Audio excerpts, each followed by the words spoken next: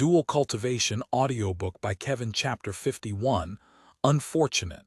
Let me see your jade box, said Su Yang without needing to ask if they had one. Here you go.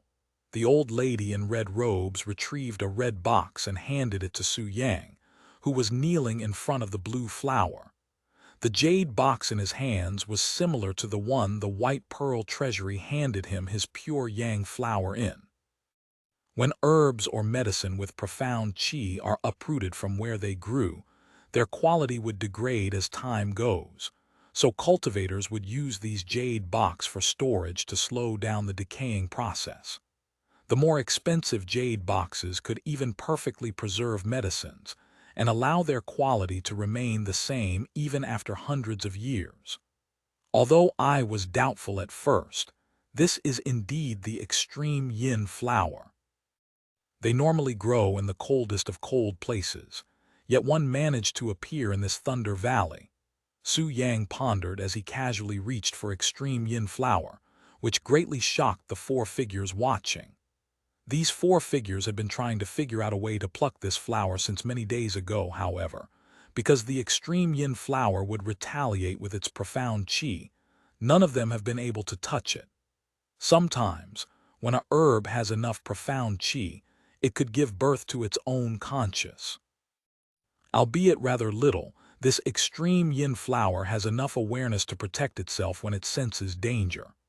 Wait, that's, however, just as the four figures expected to witness the extreme yin flower attack Su Yang with profound qi. Su Yang casually plucked the flower as though he was plucking a normal flower. It was effortless and smooth.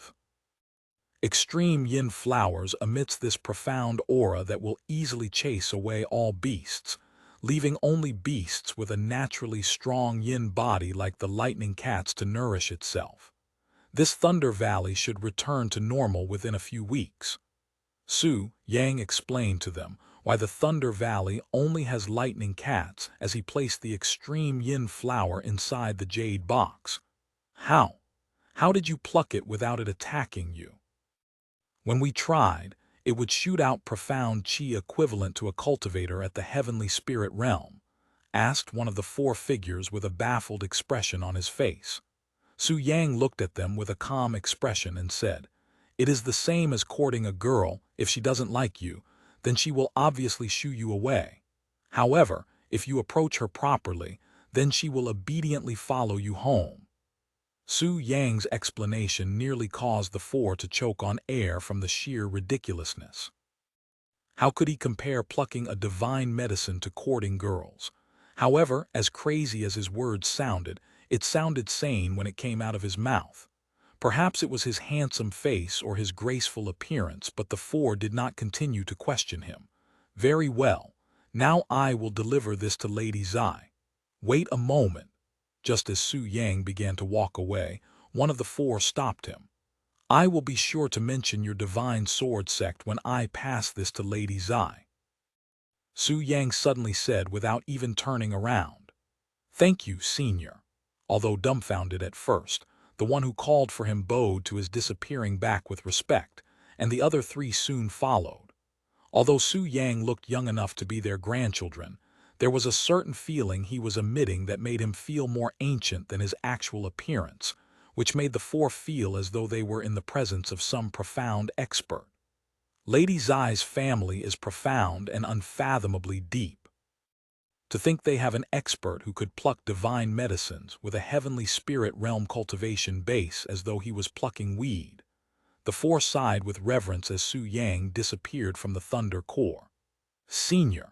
When the Divine Sword Sect's disciples noticed Su Yang's figure appearing from behind the tree lines, they all cleared the way for him without saying a single word. "I have heard good things about the Divine Sword Sect from Senior Zhang, but I thought he was only patting himself in the back.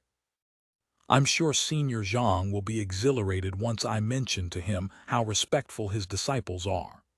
Su Yang laughed as he walked the clear path. His words caused the disciples there to feel elevated. Senior Zhang was a figure with an extensive background within the sect and was hailed basically as a hero. To have their presence mentioned in front of such a hero was something to be proud of. However, little did these disciples know that if Senior Zhang really found out what Su Yang did today with his command Jade Slip, he would surely puke blood due to anger. While Su Yang was not the type to hold grudges, if he has the chance to return a favor, he will not be humble. After Su Yang left the place, the Divine Sword Sect also left soon after, and over 100 figures could be seen standing on swords while soaring across the Thunder Valley into the horizon. Flying swords, huh? I should also get myself a flying sword once I sell these monster cores. Su Yang thought to himself as he returned to hunting lightning cats. As for the extreme yin flower that could be considered a divine medicine in this mortal world, he doesn't have a single clue as to how he should use it. As a man, Su Yang couldn't use the extreme yin flower for himself, as he would only be courting death. However, he also has very little hope that he could find a female in this mortal world, where the heavenly spirit realm is considered the apex, to be powerful enough to consume this extreme yin flower without exploding into 1,000 pieces from the tyrannical yin qi within the flower. Even if I give someone at the heavenly spirit realm the method to consume this extreme yin flower, their cultivation base would not be enough to fully resist it. Yeah. To think I'd be fortunate enough to come across this extreme yin flower in this lacking world, yet the chances of finding someone worthy and able to consume it is near non-existent. How unlucky. Truly unfortunate. Chapter 52. What if I refuse? Inside the medicine hall, Lan Liking calmly walked down the stairs with her usual nonchalant expression. When the disciples saw her, their face radiated brightly. Master, you are finally out of your room. One of her disciples ran up to her and handed her a jade slip. Master, the patriarch visited yesterday, but he quickly left when we told him that you were in closed cultivation. He also left behind this jade slip for you before leaving, said the disciple as she handed Lan Liking the jade slip. The patriarch. Lan Liking wondered what he wanted from her. Thank you. I will head to the yin-yang pavilion to see the patriarch now. Lan Liking suddenly stopped by the exit and turned to ask, by the way, have you heard anything about Su Yang as of lately? The disciples shook their heads. Su Yang left the sect for a mission a week ago, and we haven't heard anything about him since then. He left the sect. Lan Liking has been cultivating alone in her room ever since Su Yang plucked her flower, so it wasn't weird that she didn't know about it. After leaving the medicine hall, Lan Liking went directly to the yin-yang pavilion, where the current patriarch and matriarch lived. Unlike normal sects, the Profound Blossom Sect had 2 sect masters instead of one male and one female. This way, if any of the males or females had a problem with each other, they would have their own representative without being afraid of being treated unjustly simply because of their gender. Disciple Lan greets the patriarch. Lan Liking bowed to the handsome middle-aged man with long black hair who was calmly sat on his bed before her. While she was a sect elder, she was also considered a disciple of the sect, and under the sect master's presence, all elders are still disciples. Relax. The patriarch casually waved his hand and continued. Do you know why I called you here? He asked. No, this disciple doesn't know. It has been over 25 years since you joined the Profound Blossom Sect as a disciple, all the way back when I was a mere elder, and as far as I am aware, you are the only elder within the sect that has yet to truly experience dual cultivation. The patriarch then sighed. You were an excellent disciple with a bright future when you first joined, and everybody was charmed by your appearances. But because of your stubbornness that refused to dual cultivate, your talents never really sprouted. Although the sect does not force the disciples to dual cultivate against their will, you are now over 40 years old, yet you are still a pure maiden. Tell me, disciple Lan, for what reason did you join the Profound Blossom Sect when you do not wish to dual cultivate? He continued with an expression of pity.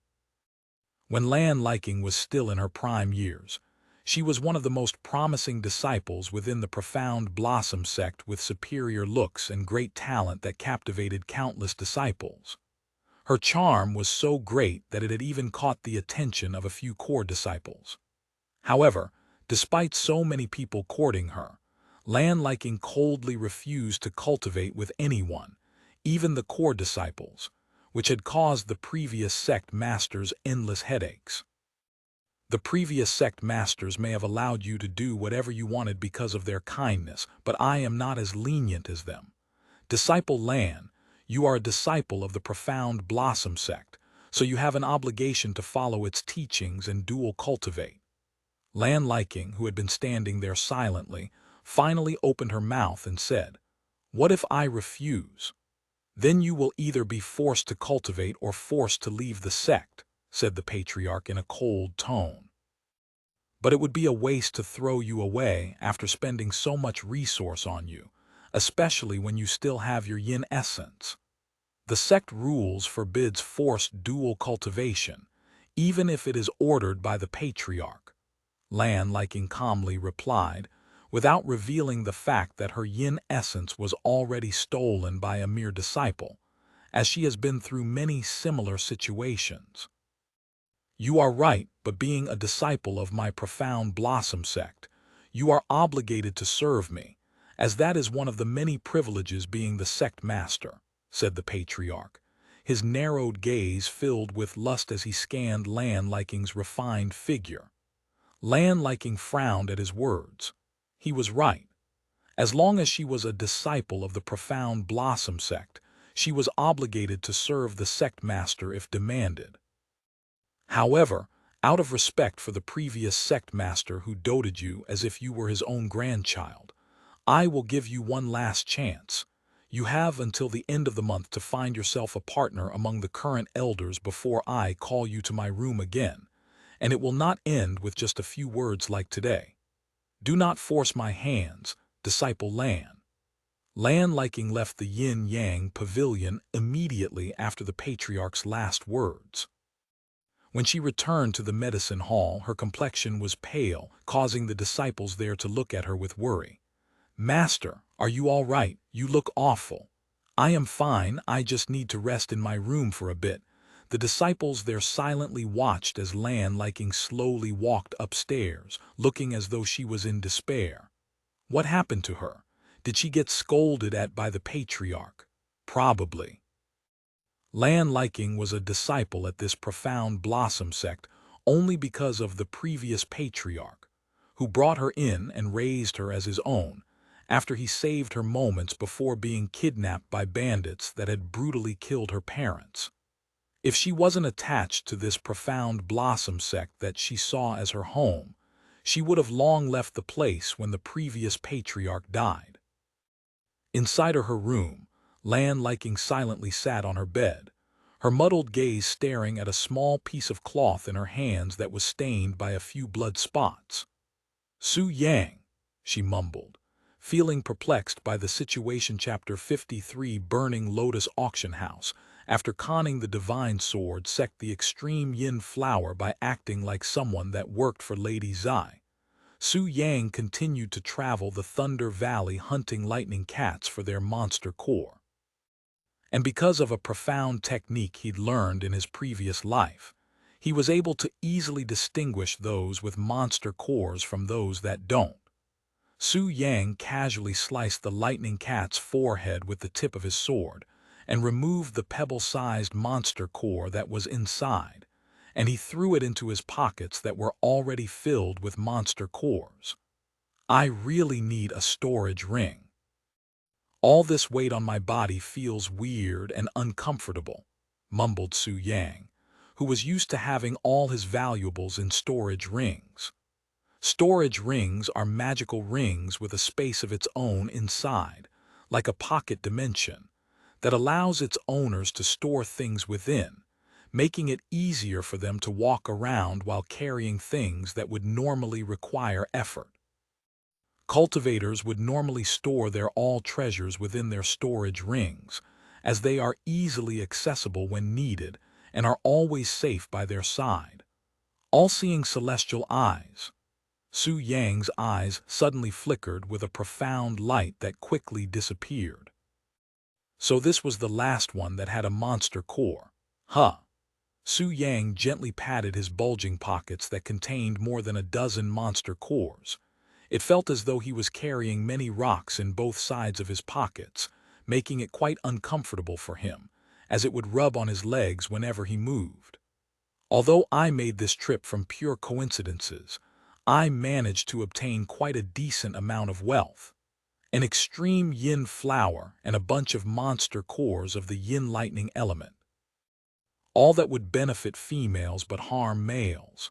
Su Yang sighed. In this world, there exists a version of either yin or yang in almost everything, even in elements such as fire, water, wind, and earth, hence why there are yin lightning elements and yang lightning elements. After clearing out the Thunder Valley, Su Yang did not wait for another second to leave the place, as he did not wish to stay there any longer. When he walked out from the Thunder Valley, the people camping outside that recognized him from a few hours back stared at him with wide eyes. Not only did he return with all his limbs attached, he even managed to come out unscathed.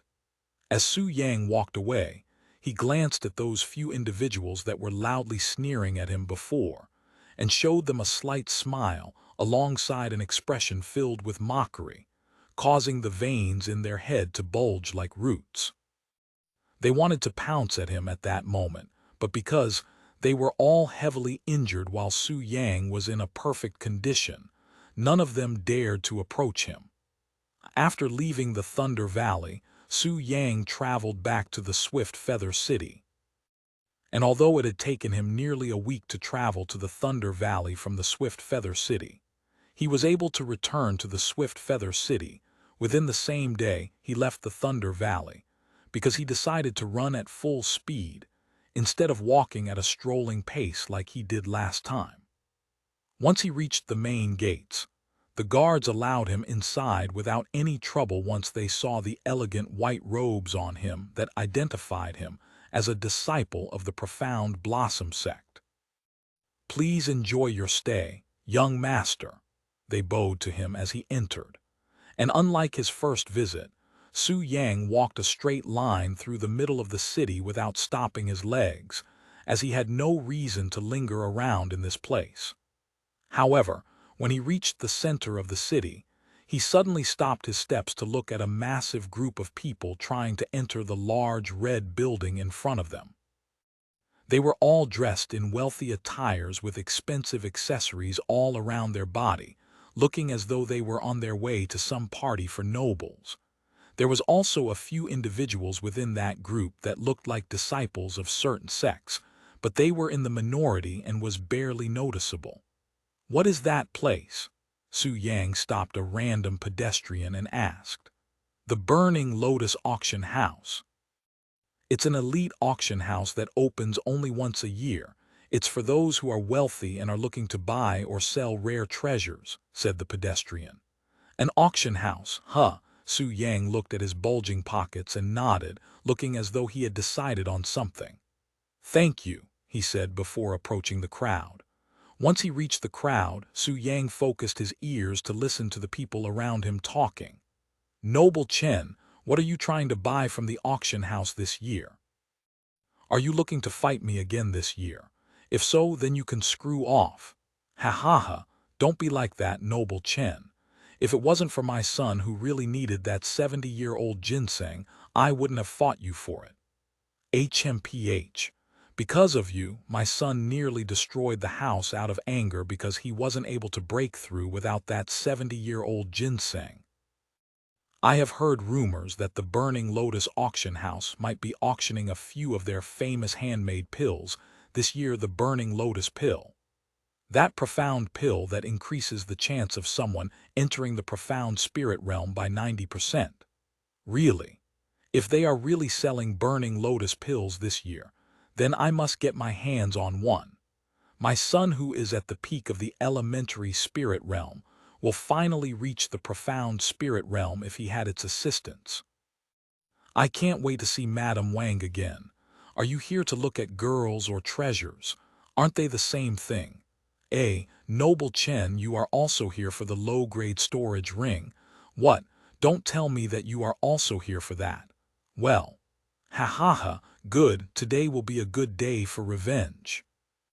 Upon hearing that this place would be auctioning a storage ring, Su Yang decided to stay around to see if he could earn enough from the monster cores to buy it. Chapter 54. Madame Wang, after standing around for some time outside while people slowly entered the burning lotus auction house, it was finally Su Yang's turn to head inside. When he approached the door, a beautiful young lady wearing a red cheongsam stopped him and asked, "Excuse me, are you selling or buying today?" "I would like to sell a few elementary grade and profound grade lightning cat monster cores," he replied while patting his pockets. The young lady's eyes widened with astonishment when she saw how he was carrying so many monster cores in his pockets as though they were candies, making her wonder why he'd carry them like that, and how many were in his pockets. How many monster cores are you trying to sell today?" she asked him with a stiff smile. "I have 36 of them," replied Su Yang in an indifferent voice. 36 of them. The young lady nearly fell on her butt cheeks when she heard the amount of monster cores he was carrying. How did he manage to obtain so many of them? Despite their over 100 years of business, not even their burning lotus auction house has ever sold so many monster cores at once before. "Esteemed guest, please wait a moment," said the young lady in a hurried voice. She then beckoned one of the assistants inside the building to go to her. "Bring this esteemed guest to the guest room and notify Madame Wang of his presence. Tell her that he has 3 dozens of lightning cat monster cores that he'd like us to sell for him." The young lady whispered directly in the assistant's ear, who was also a pretty young lady wearing similar clothing. Since Madame Wang would only meet with guests that have extremely rare and valuable items to sell, or when they have a profound background, the assistant instantly became alert of Su Yang's presence. The assistant glanced at Su Yang's handsome face and blushed. Such a good-looking young man, he must surely be someone with an exalted background. "Please follow me, esteemed guest." The assistant gracefully beckoned him to enter. When the other guests saw how the servants from the burning lotus auction house treated Su Yang with such respect, they all intensively looked at him, looking as though they were trying to engrave his face into their memories. After Su Yang entered the building, he was led to a large room with expensive furniture. "Esteemed guest, please wait a moment while I call for Madame Wang," said the assistant before walking away in a fast pace.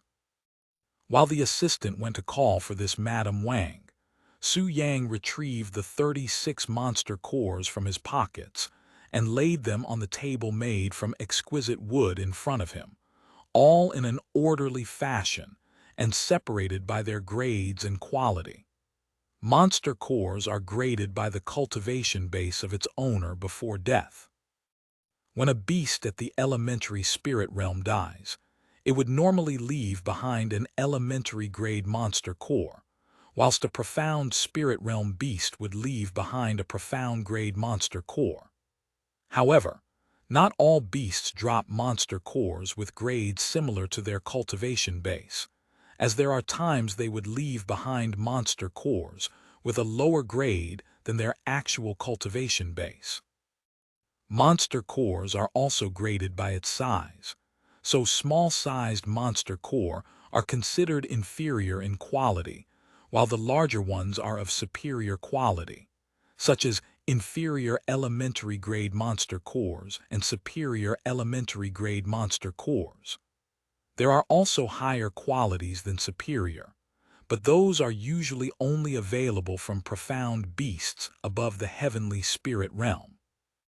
A few minutes after Su Yang finished organizing the monster cores, the door to the room slowly opened, and an extremely beautiful woman wearing a revealing black cheongsam entered the room. Su Yang glanced at the woman who just entered.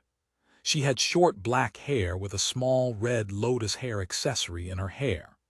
Her eyes were sharp and clear, and her naturally seductive figure was undoubtedly alluring enough to halt the steps of any man in the streets that looked at her. When this beautiful woman saw the amount of monster cores laid out on the table, her eyes flickered with an excited light. However, when she noticed Su Yang and his robes, her eyebrows unconsciously raised itself, and a glint of delight flickered in her eyes. To be honest, when I heard that someone wanted to sell lightning cat monster cores at our Burning Lotus auction house, I did not expect that someone to be a mere outer court disciple from the infamous Profound Blossom Sect. She sat down in front of Su Yang and said to him in a calm voice, "This many lightning cat monster cores, did you personally slay them, or did you obtain them from another source?" Madame Wang continued to speak as she picked up one of the monster cores to play with it without giving Su Yang any space in her view. Seeing Madame Wang's arrogant demeanor and lack of manners, Su Yang smiled and said, "I like doing business with honest people like you, as it makes the transaction much more straightforward and less complicated. So, what is the share like for doing business in your Burning Lotus auction house?" Madame Wang's eyes widened with surprise when Su Yang outright ignored her questions while asking his own. Who does this brat think he is talking to? Does he even know where he is? Is this how you speak to your seniors? She stared at him with a frown. Don't even bother trying to use your status to take advantage of me, surnamed Wang. Su Yang suddenly leaned forward with a serious expression on his face, his sharp gaze staring directly into Madame Wang's eyes. If you are trying to act your age by looking at me as a mere junior, then I will also act my actual age. Who are you? How dare you speak to me in such a tone? Do you know who I am? I am a sect elder from the Burning Lotus. When Madame Wang, a cultivator at the peak of the true spirit realm, sensed the overwhelming aura emitted by Su Yang that gave her the feeling that she was in the presence of an experienced senior, her heart skipped a beat. Even if you are the sect master of my sect, if you talk to me in a distasteful tone, I will make you change that tone. Su Yang rudely interrupted her in a calm voice, which sounded more oppressive than being loud. Although Su Yang has the appearance of a young man, he was still mentally older than anybody living in this world. He was an existence who was revered no matter where he traveled. Even if nobody in this world was aware of his exalted existence, he would not allow anyone to disrespect him in such a fashion. Now let's put a halt to this silliness so we can start doing business. How does that sound? He said with a smile. Chapter 55. Offer. Madame Wang sat there with a dazed expression, her trembling gaze filled with disbelief and bewilderment as she stared at Su Yang, who was calmly sitting there with a slight smile on his face.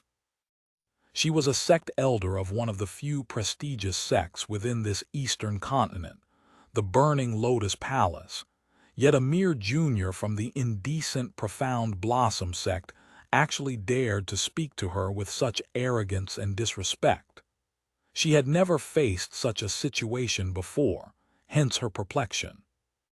However, as much as she wanted to flip the table and slap Su Yang in the face, there was something in her that silently told her to calm down and not act so recklessly, so she closed her eyes and took a deep breath to recollect herself.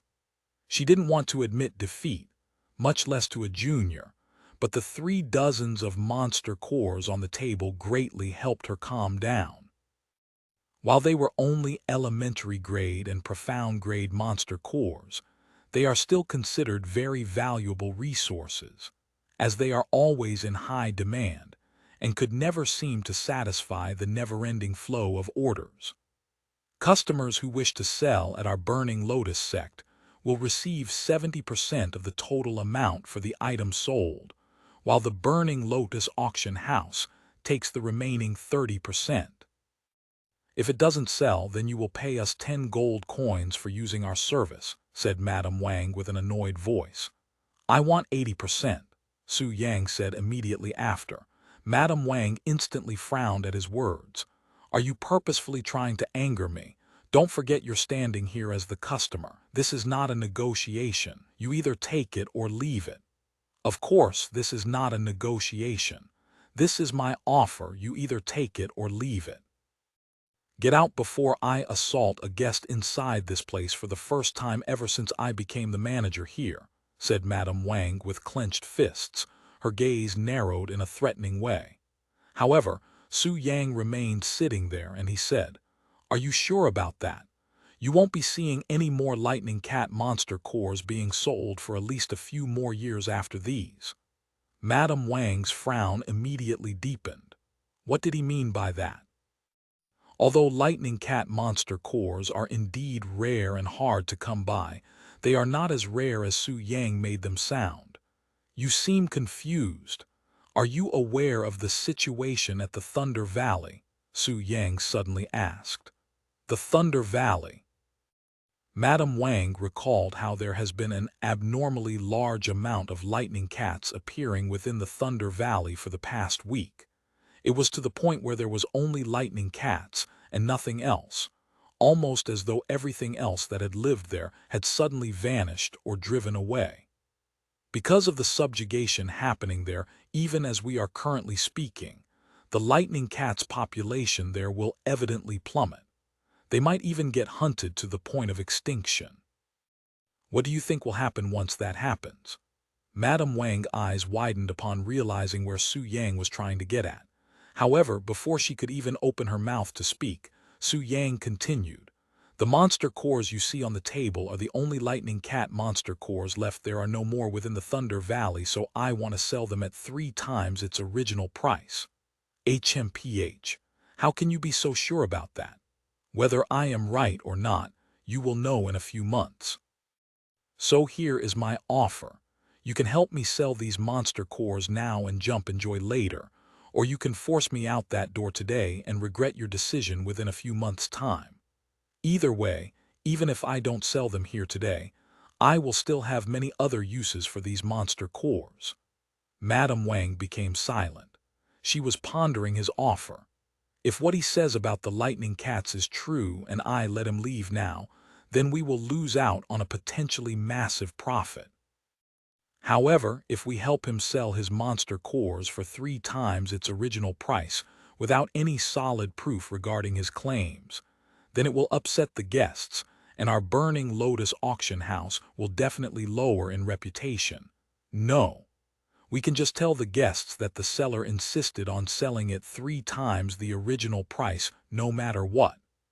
Even if it doesn't sell, we will not lose anything because we didn't spend any resources on it, even profiting from it. After thinking to herself the situation, Madame Wang finally decided to help Su Yang sell his monster cores. If it sells, then even if they have to lose 10% of their normal shares, they would still profit because the monster cores would be sold at least 3 times its original price. I will let you know right now that I do not like you, and that my decision was made purely thinking for my Burning Lotus auction house. Business is business, so I will help you sell your monster cores. Su Yang nodded with a smile and said, Good, now let's move on to my second offer. Huh? Madame Wang looked at him with a dumbfounded expression on her face, looking as though she couldn't understand his words just now. She wondered what else did he has to offer. I happen to hear that your Burning Lotus auction house has the recipe for this pill that increases the chance of someone entering the profound spirit realm by 90%. My second offer is this. I have a method to make that pathetic 90% into 100%, and I am willing to sell it to you. You can what? Madame Wang directly cried out loud from the shock of hearing his abrupt offer. Even though it was only a mere 10%, the difference between 90% and 100% is incomparable because one guaranteed success and the other didn't. Hell, forget about 90%. Even if it was turning 99% into 100%, she would still be as shocked. Chapter 56. I want you, You are an expert in the Tao of alchemy and alchemist. Madame Wang asked Su Yang, her voice sounding dazed and her face still expressing strong disbelief. Alchemists or alchemy masters are cultivators in the cultivation world with a profession in medicines and creating pills. They are all highly respected and valued people in the cultivation world because of their ability to create pills that could significantly assist others, whether it'd be their health or cultivation. However, not everybody can become an alchemist as they wish. Just like cultivation, one must be born with the talent to become an alchemist, as they are required to memorize the countless numbers of plants and medicines that exist in this world. It is said that only 1 in 100,000 people are born with the capabilities to become an alchemist, hence their rarity in this world. Additionally, most alchemists in this world are at an old age because they had to spend the majority of their life studying the Tao of alchemy just to become a full-fledged alchemist.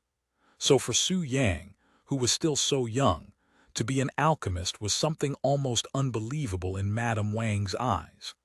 No, I am not an alchemist. Su Yang immediately denied her suspicions, and he continued, but I happen to know a thing or two about the Tao of alchemy, as I used to have a friend who was decent in that field. If you're not an alchemist, then what the hell could you possibly know about the profound Tao of alchemy? Madame Wang frowned. She was someone who deeply revered all alchemists, as she was an alchemy apprentice herself, someone who just started her path to becoming an alchemy master. So when Su Yang, someone who was not even an alchemist, claimed that he knew a thing or two about the Tao of alchemy, it had greatly annoyed her. In her eyes, he was not any different than someone claiming to know about sewing when he'd never sewed before. Whether I know anything or not, why don't you see for yourself? Do you have one of those burning lotus pills on you right now? He suddenly said. What are you going to do? She asked with a doubtful expression. I have never seen this burning lotus pill ever in my life before, but I will be able to guess its recipe if you give me a minute with it. What a joke. If you can tell a pill's recipe just by looking at the pill, then I'd be willing to kiss your feet and call you my master.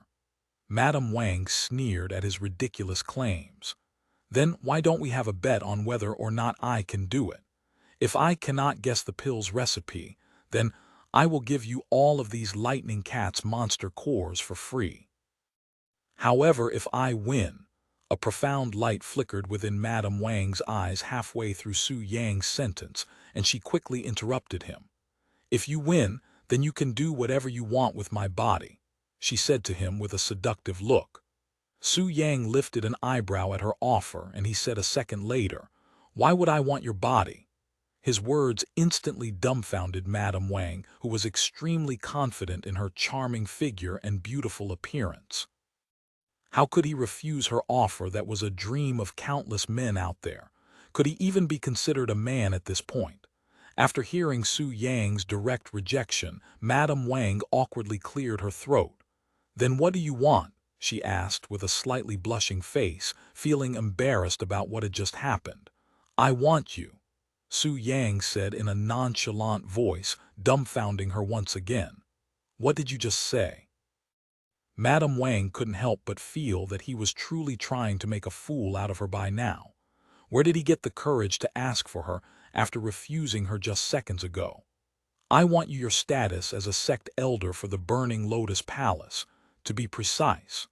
I will clearly win this bet, as that's the only reason I'd even bother making this wager in the first place.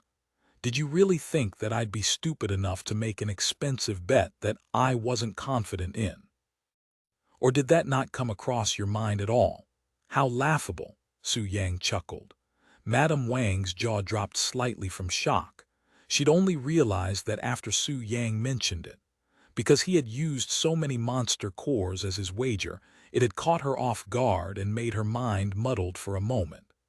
After the realization, her body began feeling hotter than before, almost as if the room's temperature skyrocketed.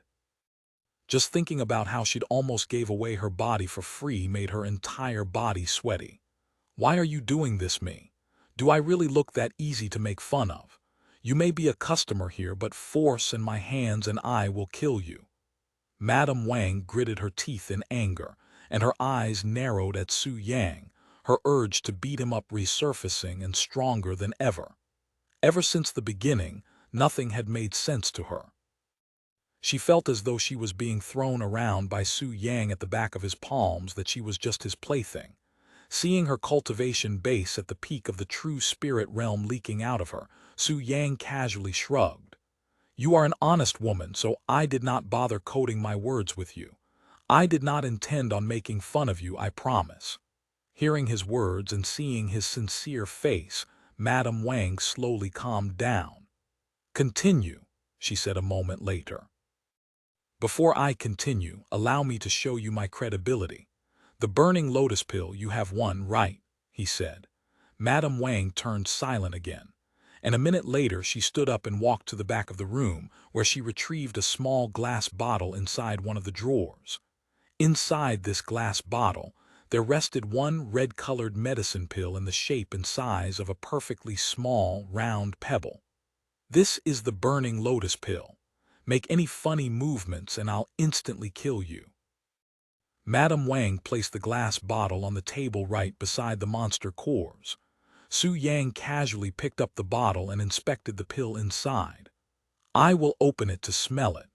Su Yang smiled when Madame Wang frowned at his words. Don't worry, it will only take a second and the pill's quality will remain the same, he said to her as a reassurance, since these glass bottles were made to keep the pills inside fresh or else they'd degrade, just like jade boxes. After saying that, Su Yang barely pulled the cap off the glass bottle and gave it a quick sniff before closing it immediately. He then placed the glass bottle back on the table and closed his eyes with a pondering expression. This pill was made only recently, precisely 5 days ago. The ingredients used to create this pill was. Su Yang, still with his eyes closed, began naming a dozen different names for herbs and other things, causing Madame Wang to stare at him with her delicious-looking mouth and beautiful eyes wide open. Chapter 57, Profound Advancement Pill. This burning lotus pill is almost the exact same as the Profound Advancement Pill, except it has a few ingredients missing, hence its inferior quality and pathetic 90% chance of success. Su Yang thought to himself as he was naming the recipe to Madame Wang. The Profound Advancement Pill was a common pill in his previous life in all 4 great worlds that had the exact same effect as the burning lotus pill, but instead of 90% of success, they were all known to be effective 100% of the time. However, the way Madame Wang treated the burning lotus pill was as if it were some sort of valuable treasure. This made Su Yang wonder what had happened to the Profound Advancement Pill, or if it still existed in this world. He really managed to guess the recipe just by smelling the scent of the pill. Madame Wang mumbled to herself with a dazed voice, seemingly in a state of great shock. Forget about her limited knowledge. Even the alchemy masters in her burning lotus palace would not be able to do what Su Yang just did, not to mention that she has never heard of anybody in the history of alchemy that had managed to achieve similar feats. How about it? Did I guess correctly? Despite knowing that he was right, Su Yang still asked her with a cheeky smile. I. Madame Wang was so shocked that she couldn't even open her mouth to speak properly, so she decided to nod her head instead. After taking a long moment to calm herself down, she asked with a serious expression, How'd you do it? Only a selected few from the Burning Lotus Palace could possibly know the recipe for the Burning Lotus Pill, so the chances of you already knowing prior to coming here is right beside 0. I told you that I had a friend who was decent in the Tao of alchemy, right? After being beside that person for many years, even if you don't like alchemy, you'll still learn a thing or two about it. Su Yang said with a smile that carried a feeling of affection. When Madame Wang saw his expression, her heart began throbbing faster. What could he be thinking about that would cause him to make such an expression? Who was this friend of his? Her interests were piqued, but she didn't open her mouth to ask, as that would be an awkward thing to do when they've only met today, not to mention the unpleasant first impression they had of each other. Now that I've shown you a little of what I can do, let us continue our business. The reason the burning lotus pill has a 90% success rate and not a 100% success rate is simple. It is missing a few key ingredients. Su Yang continued. This is my second offer. I will give you the missing ingredients, but you will not share it with anybody, not even to those within your sect. Additionally, you will become mine. But I don't want your body, only your assistance in a few things along with your undivided loyalty. Su Yang believed that making her the sole holder of the recipe would greatly boost her ego and loyalty towards him if she accepted his offer, hence why he did not want her to spread the recipe. And in all honesty, he couldn't care less about a mere pill that was only useful for those at the elementary spirit realm. Also, judging from the faint smell of medicine and herbs in your scent, I can tell that you are studying the Tao of alchemy. If I am pleased with your assistance, then I might even share with you a thing or two about the Tao of alchemy, which will guarantee you great success as an alchemy master. Madame Wang silently stared at Su Yang with wide eyes as he spoke. She didn't know what to think about the situation, nor how to react. This is her first time listening to someone who didn't even look half her age talk to her in such a way. After a moment of silence, Madame Wang suddenly stood up. Unbelievable. You are a really absurd existence. I have never seen or heard of a person like you until today. Do you really think I will agree with your ridiculous offer just because you were able to sniff out the burning lotus pills recipe? She said with a loud voice, causing the air in the room to tremble. A pity. Su Yang shook his head and also stood up. If you do not accept my offer, then you can forget about it and just help me sell my monster cores. Wait a moment. Who said anything about refusing your offer? Madame Wang then cleared her throat and continued with a blushing face. What kind of assistance do you want from me? Despite her annoyance with Su Yang, she was able to see the profit of shaking hands with him. The burning lotus pill was already considered a top-tier pill in the cultivation world with its 90% success chance. So what kind of reaction would the world receive if Su Yang really had the recipe for a 100% success rate pill? It would surely shock the world to its core. It was now Su Yang's turn to be dumbfounded by her words, as he did not expect her to say such a thing right after sounding offended by his offer. It's simple, really. In return for fame and respect, I just want you to supply me with resources and create a few pills for me using the recipes I will be giving you later, he said a few seconds later. Madame Wang closed her eyes to think. When she opened her eyes again, uncertainty flashed within. It's a captivating offer, really. However, unfortunately for both of us, I am only an alchemy apprentice, so concocting the burning lotus pill is simply impossible for me, let alone whatever you want me to make. And if you don't mind me asking, why did you choose me to assist you despite our unpleasant encounter? If you really need someone to help you concoct your pills, then there are many other better choices out there, she said to him in a dispirited tone, clearly unhappy about her status as an alchemy apprentice. And you are clearly more educated than me in the Tao of alchemy, so why don't you do it yourself? Hearing her question, Su Yang smiled. Because I have more important things to do. And I am not someone to hold grudges, especially not against a beautiful woman such as yourself. I chose you simply because I can see talent in you. What? I am talented. Madame Wang blushed after being called beautiful by Su Yang, which she found quite baffling, as she was long adapted to people complimenting her appearance. Furthermore, she would normally not act so bashful in front of others, Yet why is she doing that exact thing right now, much less in front of such a young man? It was as if there was something about Su Yang that made her react differently. Others may be unaware, even you may be unaware, but I can see talent in you when it comes to the Tao of alchemy, he said to her with a mysterious smile, and deep within his gaze flickered a profound light. Chapter 58, a gift from the heavens. As long as you cultivate the technique I give you, you will surely become one of the best alchemy masters in this eastern continent, if not the very best in this world. Su Yang continued, "You plan on giving me a technique. What kind of technique is it?" she asked with extreme curiosity. "It's a technique that will help you understand the Tao of alchemy faster and better. It will aid you in becoming an alchemy master within months, if not weeks. So, what about my offer? Are you willing to accept it?" Madame Wang rubbed her temples and began pondering extensively. Everything Su Yang offered her sounded too good to be true, yet something about it gave her a feeling that it was all real.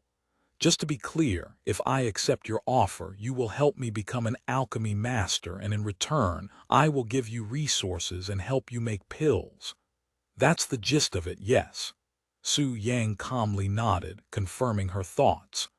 After a moment of dead silence, Madame Wang released a long sigh. "To think there'd be a day I would lower myself to the point where I have to rely on a youngster to help me achieve my dreams in becoming an alchemy master." She stared at Su Yang in the eyes and continued, "I, Wang Xuren, accept your offer." Su Yang laughed at her words. "Youngster, despite my appearance, I am actually older than you, believe it or not. As a cultivator yourself, you should know very well that one's appearance can be very deceiving in our world." Wang Xuren looked at him with wide eyes without feeling too shocked, as she had a feeling that he was actually older than he looked due to his demeanor, but without confirmation she didn't dare to believe it at first. Suddenly, someone knocked on the door to the room. "Madame Wang, the auction is about to begin," said one of the servants from behind the door. "I will be there in a moment," Wang Xuren loudly replied. "We can continue this after the auction," Su Yang said a moment later. Wang Xuren nodded at his suggestion, and she stored all the monster cores that were on the table inside a large leather pouch. "I will bring this to where the rest of things are being auctioned today first." After cleaning the table, Wang Xuren led Su Yang out of the room, where she proceeded to direct a beautiful lady to bring Su Yang to one of the VIP guest rooms and to serve him for the day. The VIP guest room was a single large square room with a few furniture along with a luxurious chair, seated a few steps behind the large glass wall that showcased the entire view of the auction room, where the auction will be taken place. When taken to this room, the beautiful lady appointed to him said, "Esteemed guest, if you see something you wish to make an offer on, just say it out loud, and your voice will be broadcasted into the auction room for everybody to hear. Additionally, your privacy when inside this room is a top priority, so your voice will be disguised and the glass wall can only be seen through from your end." "How thoughtful," Su Yang smiled. "If esteemed guest requires any assistance at any time during the auction, you can call for me, as I will be standing here by the door until the end of the auction." "Any kind of service is fine," Su Yang said with an enchanting and seductive smile, dumbfounding the beautiful lady for a good second. "Yes. Anything is fine as long as it is with the esteemed guest," she said a moment later, her face quickly reddening. Naturally, the Burning Lotus auction house did not provide that kind of service, not even to its esteemed guests. But seeing how handsome and noble Su Yang was, the young lady willingly lied about her services, as she could only see benefits from this situation. After all, what kind of servant wouldn't want to create a close connect with an esteemed guest as handsome as Su Yang to earn a few favors? Even if he wasn't an esteemed guest, the young lady was positive that she would still willingly serve him. After a moment of silence, Su Yang suddenly laughed out loud. "Ha ha ha! I am joking with you. It was a habit of his to tease others, especially young maidens. Hearing that it was only a joke, the young lady felt her face flushing from embarrassment, yet there was also a hint of disappointment in her heart, as she was expecting this year's auction to be a bit different and more exciting. HM, don't tell me you actually looked forward to serving some stranger you've just only met, even though you are a pure maiden. Su Yang decided to poke at her more after seeing her reactions. The young lady showed surprise when Su Yang called her a virgin. How did you know that I am still pure? She asked. A gift from the heavens, I suppose, Su Yang said with a slight smile before taking a seat in the luxurious chair. From his view, there was at least 100 people already seated in their seats, all whom are waiting for the auction to start. There was also a large stage in the auction room where a few servants were setting the stage up. Esteemed guest, the young lady suddenly mumbled from behind him. Although esteemed guest may be joking, I am very serious about my services. Su Yang slowly turned around to look at her, who had a reddened face, looking like she just ate something spicy. Chapter 59. Behind the glass wall, the young lady stood behind Su Yang with her hands clasped tightly together, looking like a nervous child waiting to be scolded.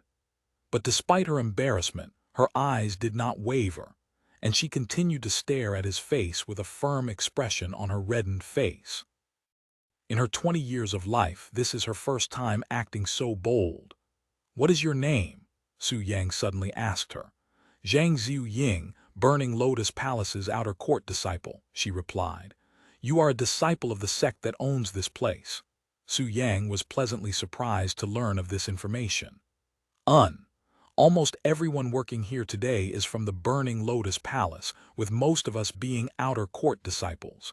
It is an annual thing and disciples get selected randomly for the task. Was your sect elder, Madam Wang, also randomly selected to come here today? Number Elder Wang is a permanent personnel here, so she will appear here every year. Su Yang nodded. Thank you for the information. As for your services, I do not need them, nor will I request for them from you. The moment Xianxia Ying heard this, her heart somewhat plummeted. To think that even after throwing away all of her shame and pride, she was still turned away, not to mention this was also her first time doing the courting. However, as tears began to appear in Xianxia Ying's eyes, Su Yang continued to speak. Though if you still wish to serve me, I will not stop you, he said in a calm voice. Huh? Xianxia Ying seemed dazed for a second, as her mind could not comprehend his words fast enough for any reaction. Su Yang did not say anything else and continued to watch the people from the glass wall from above. The room quickly became quiet. After a few more moments of silence, Xianxia Ying suddenly moved. She slowly walked to stand in front of Su Yang, blocking his view. Please excuse me, esteemed guest. Her figure slowly lowered until she was kneeling before Su Yang right in front of his crotch area. She moved her hands toward the robe sash around Su Yang's waist and proceeded to untie it.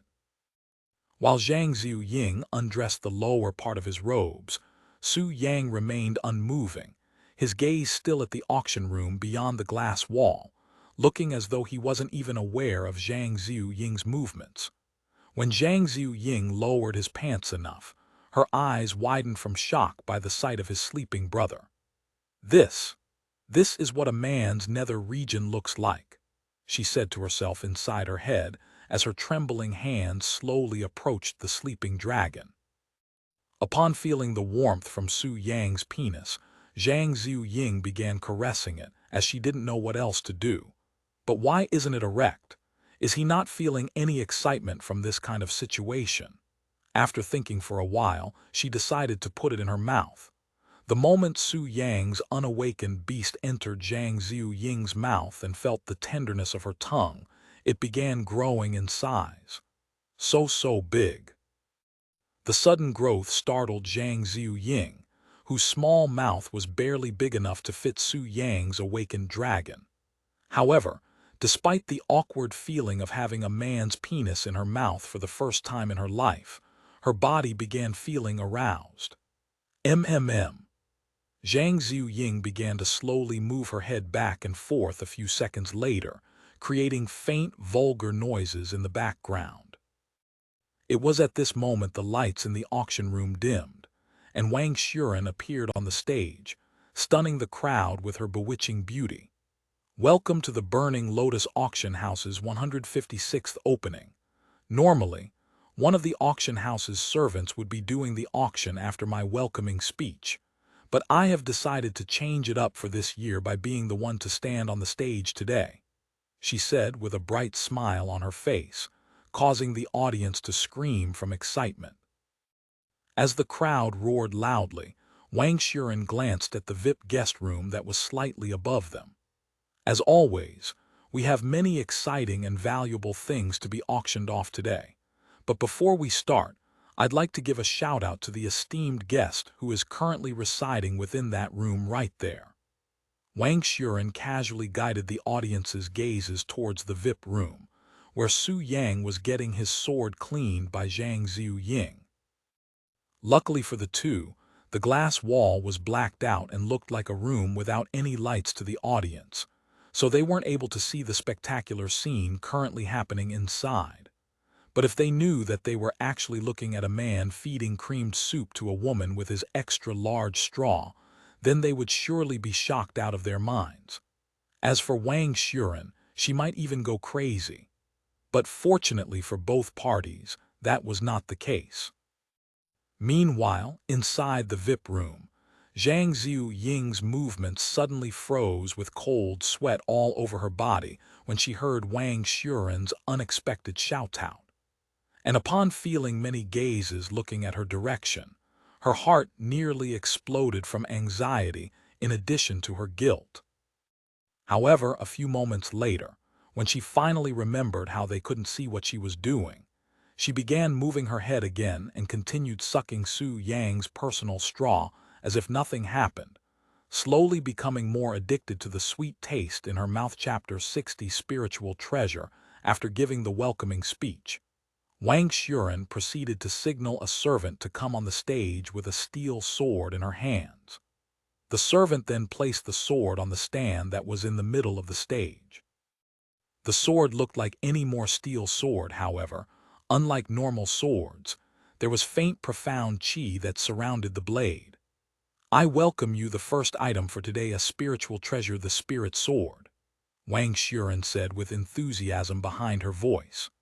Besides normal weapons, there are weapons with profound qi embedded into them, giving them tyrannical and unrivaled powers that normal weapons could never hope to compete with, and these kinds of weapons are called spiritual treasures. Spiritual treasures are only available to cultivators with a sufficient cultivation base, as it requires an enormous amount of profound qi just to control it. However, once a cultivator has the ability to wield a spiritual treasure, they can even split mountains and seas with a single strike. The spirit sword being showcased was such a spiritual treasure, but it was only a spiritual treasure at the lowest grade, the spirit grade. It's really a spiritual treasure. The rumors were true. The crowd instantly became hyped, as this was the first time most of these people have ever seen a spiritual treasure in person. The starting bid for this spirit sword will be 75 spirit stones. Spirit stones are similar to monster cores and are capable of assisting cultivators in their cultivation, though cultivators also use them as a currency in the cultivation world, especially when it came to buying expensive items that would require an enormous amount of gold. 80 spirit stones, 82 spirit stones, 85 spirit stones. Instantly, the crowd began shouting their offer one after another. After a few minutes of fierce fighting with offers, the spirit sword was sold to a wealthy-looking young man who looked to be a disciple for some sect, for 137 spirit stones. Although that amount didn't seem much, it should be worth mentioning that someone from a common background would normally not be able to afford a single spirit stone, even if they worked for 10 years straight. In this world, One gold coin would be able to feed a normal family of 4 for many years, yet a single one of these spirit stone would cost at least 10 gold coins. This showed the difference between cultivators and mortals and the world they live in, and that even if you have the ability to become a cultivator, you may not be able to sustain yourself afterward for long. The requirement to become a cultivator and grow as one would require a large amount of resource and wealth, or else they would never truly grow, hence why all cultivators would join sects, as they are wealthy and powerful organizations that have the ability to provide them with such resources. However, it should be obvious that one would still be required to work relentlessly for these resources, unless they are some kind of super genius that would unconditionally receive the sect's assistance even if they refuse the help. Inside the VIP room, Su Yang barely reacted to the spirit sword. It was not even worthy enough to be in his sights, let alone worth his attention. Instead of paying attention to the auction, he was more focused on the young lady who was still earnestly sucking his divine rod, seemingly bewitched by some sort of spell that made her continuously thrust her head. "Are you done yet?" Su Yang suddenly said. "I know this may be your first time doing this, but you really suck at it." He sighed and continued. "If you continue like this, then I will have no choice but to stop you, as it's beginning to hurt from your techniques." Hearing his heartfelt complaints, Zhang Ziying instantly stopped her movements. I apologize to the esteemed guest for my lack of skills, even causing the esteemed guest pain when I am supposed to do the opposite," she said to him with a stiff expression after removing her wet lips from his crotch area. "Please allow me a chance to redeem myself, esteemed guest," Zhang Ziying said with her head lowered, her voice sounding passionate. This caused Su Yang to raise his eyebrows. Why was she exerting so much effort just to pleasure him? What could she possibly want from him? Surely, she couldn't be crazy enough to do all this just to obtain his attention, right? "Go on," Su Yang said after a moment of silence. Upon hearing his approval, Zhang Ziying instantly raised her head and smiled brightly. "Yes." Zhang Ziying slowly stood up and began undressing in front of Su Yang, who watched without uttering a single sound. From the top to bottom, Zhang Ziying uncovered her private parts for Su Yang to feast his eyes on. Her hairless figure was slim and well-balanced, with her breasts being neither big nor small, and her pink buds were popping and solid. She had glossy white skin that reflected light despite being inside a room with dimmed lights that was nearly dark. Although her body was not as mature and as well-portioned as Lan Liking's body, it still had a charm of its own and would easily excite any men with enough karma and blessing to see such an elegant sight. A few moments later, when Zhang Ziying finished undressing, she slowly closed her distance to Su Yang. "Esteemed guest, please excuse me in advance for blocking your view of the auction." When Zhang Ziying was close enough to feel Su Yang's calm breath, her bottom lips were already directly on top of his stiff rod. Time seemed to have stopped for Zhang Ziying at this moment, as she was preparing herself to give away her purity to Su Yang, someone she just met today, and without a proper relationship if there was even any at all. Regret is a bitter feeling, and you might have to live the rest of your life with this feeling if you continue any further. Su Yang suddenly said to her, giving her one last chance to change her mind. "It is better to willingly give my first to someone as handsome and charming as you than to unwillingly lose it to that bastard Wang Ming," she said with a bitter smile and glistening eyes, and she slowly lowered her body until her bottom lips touched the tip of Su Yang's penis. "Wang Ming." Su Yang raised an eyebrow at her words. Chapter 61. The struggles of the weak. Zhang Ziying bit down on her bottom lip, as an intense feeling of pain appeared in her nether region. It felt as though she was pierced by a sharp sword. She looked down at her stomach where there was a slight bulge, and a wave of inexplicable emotions surged through her mind. Although she knew that she would one day lose her virginity, she had never imagined that it would be lost this way to some random esteemed guest within the Burning Lotus auction house. "You really are a foolish woman," Su Yang sighed inwardly upon seeing the tears that had been resisting to fall in Zhang Ziu Ying's eyes finally fall down her face. "This Wang Ming is an inner court disciple at the Burning Lotus Palace, and he is in the process of becoming a core disciple.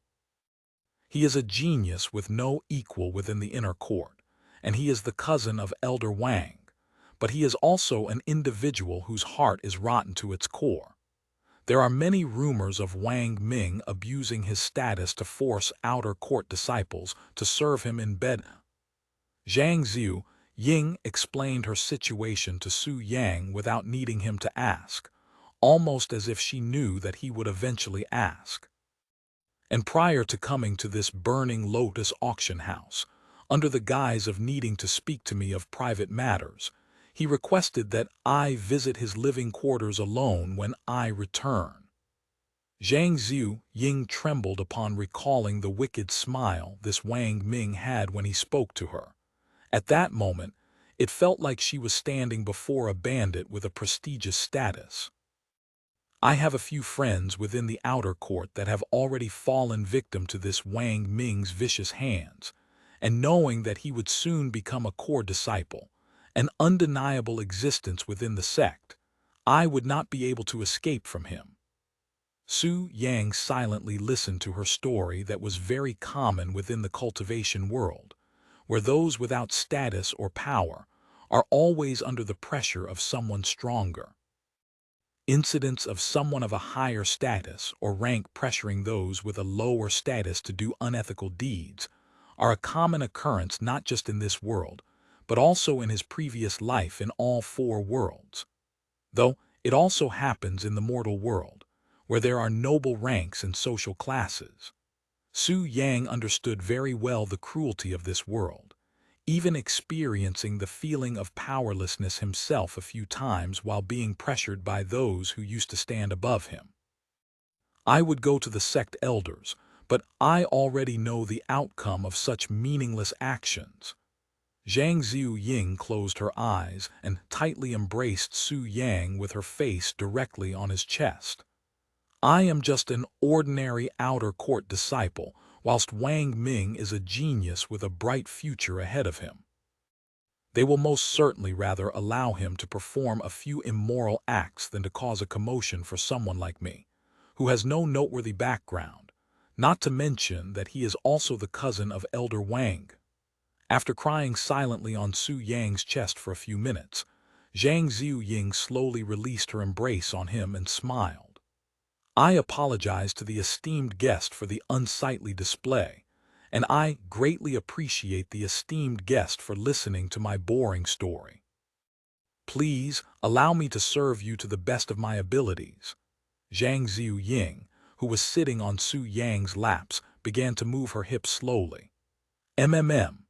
She covered her mouth with one hand to prevent herself from filling the room with her moans, while the other held onto Su Yang to support her balance. Although it was extremely painful at first, she quickly familiarized herself with the feeling, soon finding only pleasure within that pain. Her body was heated, and her stomach felt like it was burning, but she continued moving her body, looking like she was doing squats. At this moment, the only thing that could be heard by Zhang Ziu Ying was the sound of her muffled breathing mixed in with moaning, and the vulgar noises coming from her soaking wet cave, with the rowdiness from the auction room completely removed from her perceptions. While Zhang Ziu Ying enjoyed herself, Su Yang silently recalled all the injustice he had experienced in the earlier years of his past life. As someone from a common background, he knew very well the sorrow and suffering those without power or status had to endure from those who did. Su Yang gazed at the dazed face of Zhang Ziu Ying, who seemed to be lost in pleasure, and then he looked at Wang Xuren, who was still on the stage, seemingly pondering about something. By this time, the auction had already sold a few items, and there were 36 monster cores currently displayed on the stage. When the guests saw how many monster cores were together in one place, their eyes bulged with surprise. There are so many monster cores. How many is that? Xianxia smiled upon seeing the crowd's surprise. These are all yin lightning monster cores from the lightning cats that have recently been running rampage at the Thunder Valley, and they were all obtained by a single powerful individual. There are 36 of them to be auctioned today. Someone managed to obtain 36 monster cores alone. Whoever is auctioning this must have killed at least 1,000 lightning cats. The crowd was shocked after the exact number of monster cores was revealed. The chances of obtaining a monster core were 1 in 100. So for there to be 36 monster cores of the same beast, someone would have needed to slay thousands of lightning cats, at least that was what the guests believed. And they could not imagine the massacre that must have happened at the Thunder Valley for there to be so many monster cores in one place. Chapter 62, A Wealthy. There are 28 elementary grade and 8 profound grade monster cores here. But before I start the auction, I have to mention that the seller had personally stated that the starting price for the elementary grade would be at 15 spirit stones, whilst the profound grade would be 30 spirit stones. Normally, an elementary grade monster core is worth anywhere from 5 to 10 spirit stones depending on its quality, and a profound grade monster core is worth twice as much. When the crowd heard the outrageous price of 30 spirit stones for one monster core, the auction room overflowed with complaints. 30 spirit stones for a mere profound grade monster core. There is a limit even to robbery. One of these monster core is almost a fourth of what I paid for my spirit sword. Xianxia could only smile bitterly at the complaints, but such reactions were expected from the crowd and considered natural, as she also complained about tripling the price. I understand your frustrations, but hear me out. Almost as though her voice carried traces of magic, Xianxia's gentle voice instantly calmed the entire room. Due to the constant hunting at the Thunder Valley for the past few days, nearly all of the lightning cats there have been massacred, so there will surely be a scarcity for lightning cat monster cores for at least a few years, hence their increased price. When the guests realized the reason for the absurd price, their eyes radiated with a certain light. The majority of the people there were rich people, so when there was a chance to make money, they were all able to sense it. Now that I have explained the reason for their price, let's start with the elementary grade monster cores, shall we? The first one will be an inferior quality monster core with the starting price at 15 spirit stones, 16 spirit stones, 17 spirit stones, 18 spirit stones. The crowd began offering their price one after another. 30 spirit stones. Suddenly, someone almost doubled the previous offer, surprising many people there. Was there an idiot within this auction room? Why would anyone pay so much for one monster core when there are still so many monster cores left? When the people there turned to look at the person who had called out the offer, their eyes widened with surprise upon seeing that the individual was actually a striking beauty. However, when the crowd noticed her unique white robes, their expressions instantly stiffened with some even frowning. Aya. Of course, someone as beautiful as her would be a disciple of that despicable Profound Blossom Sect. Fuck, why do they have all the beauties and handsome ones? This isn't fair. The crowd began complaining inwardly, but for a different reason. After the female disciple from the Profound Blossom Sect won the first bid for the monster core, the second one instantly started. 20 spirit stones. The female disciple was the first to announce her offer, dumbfounding many people there. 21 spirit, 25 spirit stone. Without even allowing the second offer to finish, the female disciple offered an even higher price. Her actions caused the auction room to turn silent, as everybody there wondered why she was being so domineering over a few monster cores. Wang Xuren smiled slightly when she saw the situation. Su Yang was also from the Profound Blossom Sect, so the possibility of them having a connection with each other was relatively high. Then, onto the third monster core, 20 spirit stones. The same female disciple was the first to offer again. Her actions now shocked the crowd. Just how many monster cores does she plan on buying today?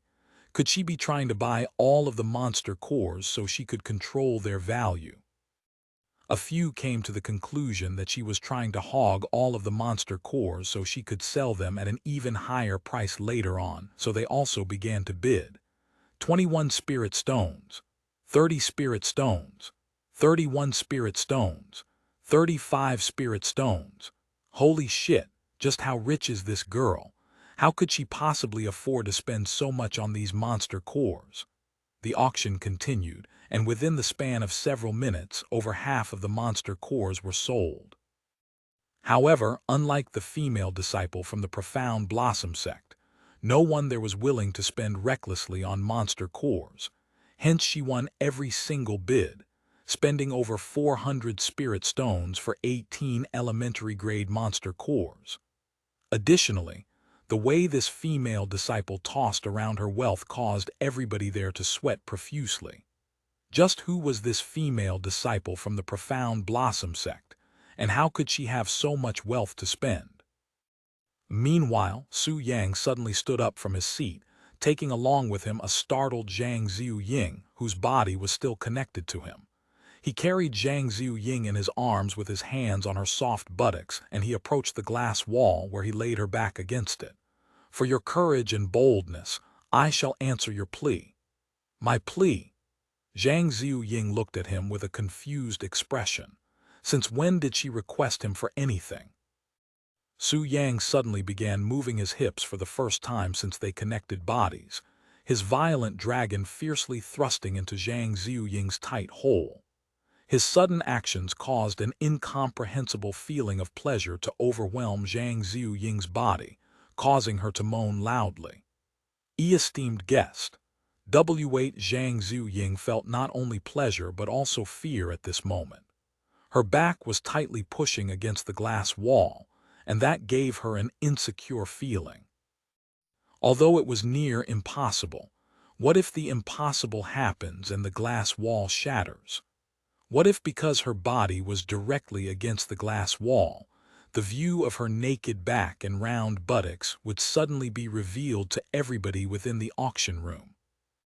All these insecurities and unnecessary worries began appearing in Zhang Ziying's head, but a profound pleasure that continuously surged through her body kept her mind occupied and helped her throw away all those thoughts, enabling her to focus on the feeling of Su Yang's soft skin and the warmth of his body.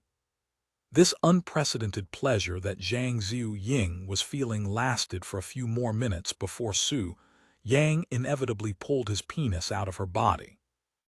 And the instant his thing unplugged itself, a large amount of liquid shot out like an erupting volcano, covering Zhang Ziying's body with white, sticky substances. After ejaculating, Su Yang gently laid Zhang Ziying's twitching body on his seat. However, before he could leave her side, she grabbed him by his hand and said, "Esteemed guest, please allow me to clean you up." Su Yang said nothing and allowed Zhang Ziying to clean his penis with her mouth. Chapter 63 Storage Ring. Now that we are done with the elementary grade monster cores, let's begin with the profound grade monster cores. The starting bid for the first one will be 30 spirit stones. 40 spirit stones. Once again, the female disciple started the bid, increasing the price by 10 spirit stones. She still has the wealth to buy more monster cores. By now, the guests there nearly gave up on trying to outbid this female disciple. Although they are all wealthy people, there was a difference between rich cultivators and rich mortals, as the cost of their resources was just too vast.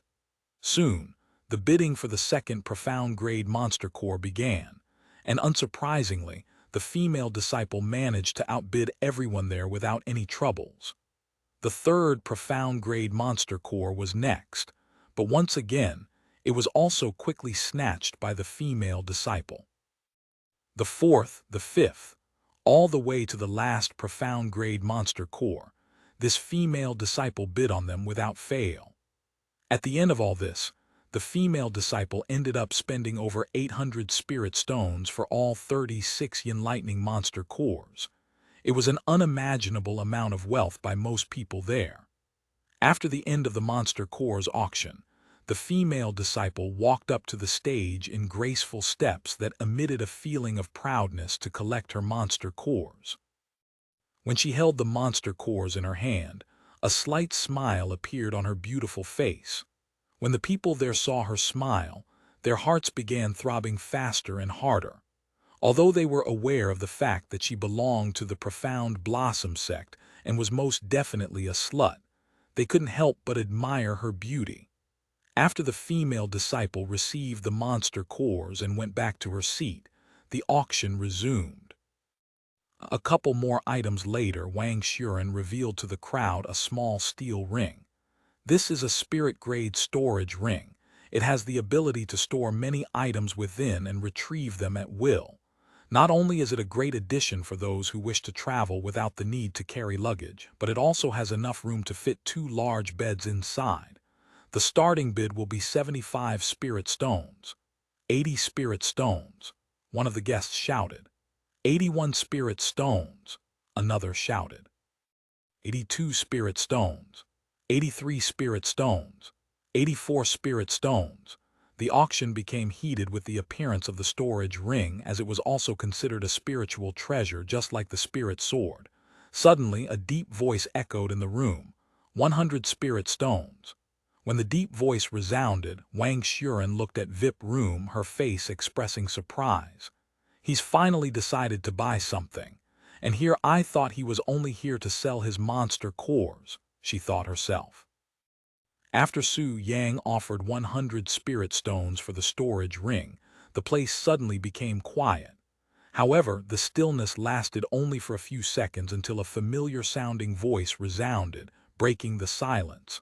125 spirit stones. When the people looked to the sound of the voice, they saw that it was the female disciple from the Profound Blossom Sect. She's finally set her eyes on something again. It's over, she's already won this. The people sighed after seeing the female disciple start bidding again. 150 spirit stones. Su Yang's disguised voice resounded a second after the previous offer.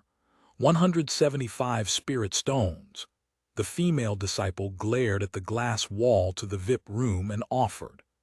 A few seconds passed after the female disciple's offer, yet Su Yang did not make a counteroffer. Some more seconds passed, and right when the female disciple became confident that it was her victory, Su Yang's disguised voice resounded once again. 250 spirit stones. The crowd nearly cried out loud when they heard the new offer. A spirit-grade storage ring would cost at most 100 spirit stones, so the previous offer of 175 spirit stones was already considered an exaggerated amount. Yet this individual was willing to add another 75 spirit stones. To dare throw so much money, no wonder why this individual was in the VIP room. When the female disciple heard Su Yang's new offer, she bit her lips out of frustration. Because she had already spent the majority of her wealth on the monster cores, she was unable to outbid this new offer. Is there anyone else who'd like to try to surpass the esteemed guest's offer? Xianxia asked everyone there after waiting for a few moments without any new offers. The auction room turned dead silent. Nobody there was able to beat Su Yang's offer. Hell, even if someone there had the wealth to outbid Su Yang, that individual wouldn't be stupid enough to pay such an overwhelming amount for a mere storage ring. Then this storage ring will be sold to the esteemed guest for 250 spirit stones. Congratulations, Xianxia announced with a bright smile. Inside the VIP room, after he won the bid for the storage ring, Su Yang stood up from his seat and approached the door. esteemed guest. Zhang Ying, who is now fully dressed and elegant-looking again, called for him when she noticed his actions. I have gotten what I came here for. There is no longer any need for me to be here. I understand. Zhang Ying nodded and began leading him back to the room where he first met Wang Xuren. Upon arriving at the room, Su Yang sat down on the couch and closed his eyes to cultivate the tiny amount of yin essence he'd obtained from Zhang Ying. Although the amount was meager and was barely able to help his cultivation base, it was still better than nothing. After meeting her, I have finally reopened my eyes and was able to see my own foolishness. I am no longer the revered immortal I once was, but a mere profound spirit realm cultivator, a level considered less than an ant in my previous world. I really need to step up my efforts in cultivating. He silently sighed to himself. Chapter 64. Zhang Ying. Inside the VIP room, Zhang Ying silently stood beside Su Yang as he cultivated. Her gaze was fixated on him, seemingly in deep thoughts. Although she didn't hold any emotions towards him in the beginning, her heart was showing clear affection for him at this moment, though she was also aware that her love would never be realized, as she could tell that their embrace held no meanings and was mostly due to her imposing herself on him. Time passed quickly, with an hour of time disappearing within the blink of an eye. However, for Zhang Ying, who was constantly thinking about Su Yang and their little embrace, it felt like many hours had passed. The door to the room suddenly opened, and Wang Xuren walked inside with a bright smile while saying in a loud voice, "Congratulations, esteemed guest. You have managed to sell all of your monster cores for a grand total of 1,082 spirit stones." Su Yang slowly opened his eyes to look at Wang Xuren, but his gaze was not filled with joy, something she had expected. Instead, his gaze was filled with a slight sense of anger. When Wang Xuren noticed his serious gaze, her bright smile instantly disappeared from her face, and she turned to look at Zhang Ying and said a single word: "Leave." "Yes, Madam Wang." "No, she will stay." Su Yang interrupted them with a clear and domineering voice, causing the both of them to look at him with surprise. He continued, "Sit down, Wang Xuren. I have an important matter I'd like to speak to you about." "Does this matter require the presence of a lowly servant?" Wang Xuren asked with a frown. Su Yang did not answer her and only continued to look at her with a serious expression. Wang Xuren glanced at Zhang Ying with an unpleasant gaze and wondered what happened while she was away before sitting down. "So, what happened? Did she do something that had offended you?" she asked the moment she sat down. Su Yang did not answer her question and instead mentioned a single name: Wang Ming. Hearing the name of her cousin coming from his mouth, Wang Xuren's eyes widened from shock. How'd he learn of that name, and what did he have to do with this weird situation? Realizing what he was trying to achieve by making her stay, Zhang Ying also stared at Su Yang with wide eyes. "Esteemed guest." "There's no need to," she hastily tried to speak before getting cut off by Wang Xuren. "Shut up. We are talking here. Since when did you obtain the privilege to join in on our conversation?" Just Zhang Ying's presence being in this room was already more than enough to annoy her, let alone jumping into their conversation with a status as a mere servant. "What does my cousin, Wang Ming, have to do with this?" Wang Xuren asked Su Yang after scolding Zhang Ying. "I have recently learned of a few unsettling rumors about your cousin, Wang Ming, and getting straight to the point, I find his very existence very unpleasant," Su Yang said with a calm yet cold voice, sending chills all over Wang Xuren's body. Wang Xuren finally understood the situation when he mentioned about these rumors of her cousin, Wang Ming, as he was a known troublemaker within his sect. Why you want to kill him over a few rumors?" she asked him with an anxious expression on her face. "I have tried many times to change his character, but even if he is my cousin, I cannot do much if he doesn't listen. not to mention that the top figures within sect are also protecting him. Su Yang, still with a nonchalant expression, said, "No, I will not kill him, but if he from this point forward so much as touch even a strand of hair on her hair or anyone for that matter, I will not only pay him a visit, but I will also hold you accountable." When he mentioned her, his gaze was on Zhang Ziying, who was standing beside him with her head lowered in distress. "You?" Wang Xuren looked at Zhang Ziying with wide eyes and an opened mouth. "I do not care how you will deal with him, but if you tell me again that you, a sect elder, cannot even control your cousin from your own sect, how can I trust you to deal with my personal problems?" Wang Xuren silently cursed at Wang Ming in her heart at this moment. To think that because of his unsightly actions within the sect that she'd lose the chance to become an alchemy master. She will have to force him to listen to her even if it kills him. After taking a moment to calm herself, Wang Xuren took a deep breath and nodded. "I understand. I will take care of Wang Ming the moment I return to the sect. I hope my decision to trust you today does not bite back."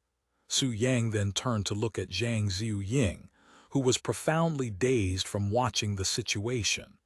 "You do not have to worry about this frog called Wang Ming trying to pressure you anymore. If he continues to bother you, I'm sure that your honorable sect elder here will quickly and efficiently deal with it, correct?" he said as his gaze casually glanced at Wang Xuren, who obediently nodded to confirm his words. Seeing this, tears began falling from Zhang Ziying's face. To think that he'd go through the effort to help her, who was feeling helpless and desperate all this time. She didn't know how to react or what she could do to repay him, as her embrace was only a selfish act that was acted upon desperation. "Thank you, thank you." The only thing she could do at this moment was to speak her heart, which ended up causing her tears to fall even faster. Wang Xuren's jaw dropped.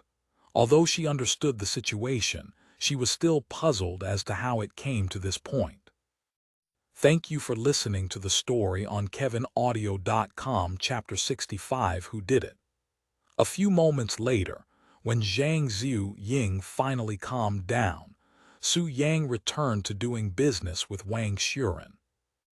"I have already deducted the Burning Lotus Auction House's 10% share, along with the 250 spirit stone you spent on the storage ring, leaving you with a total of 724 spirit stones," said Wang Xuren, as she handed Su Yang the silver ring in her hands. Upon accepting the storage ring, Su Yang took a peek inside the silver ring, and within his mind appeared a clear and realistic scenery of a square room with hundreds of shining azure-colored rocks piled in a corner. Using his spiritual sense only available to cultivators, Su Yang accurately counted all of the spirit stones in an instant. "Very well, now, onto our agreement. I shall part to you a technique that will allow you to become an alchemy master. Give me your forehead." Wang Xuren leaned forward while Su Yang copied. The instant their foreheads touched, a faint golden light glowed between their forehead that emitted a profound feeling. This is upon seeing the technique in her head, Wang Xuren nearly shouted out loud from shock. This is an immortal-grade technique. Though she still screamed inside her heart. When she heard that Su Yang was going to give her a technique, she was expecting anything but a peerless technique at the divine immortal grade. Yet inside her head right now, there was exactly an immortal grade technique.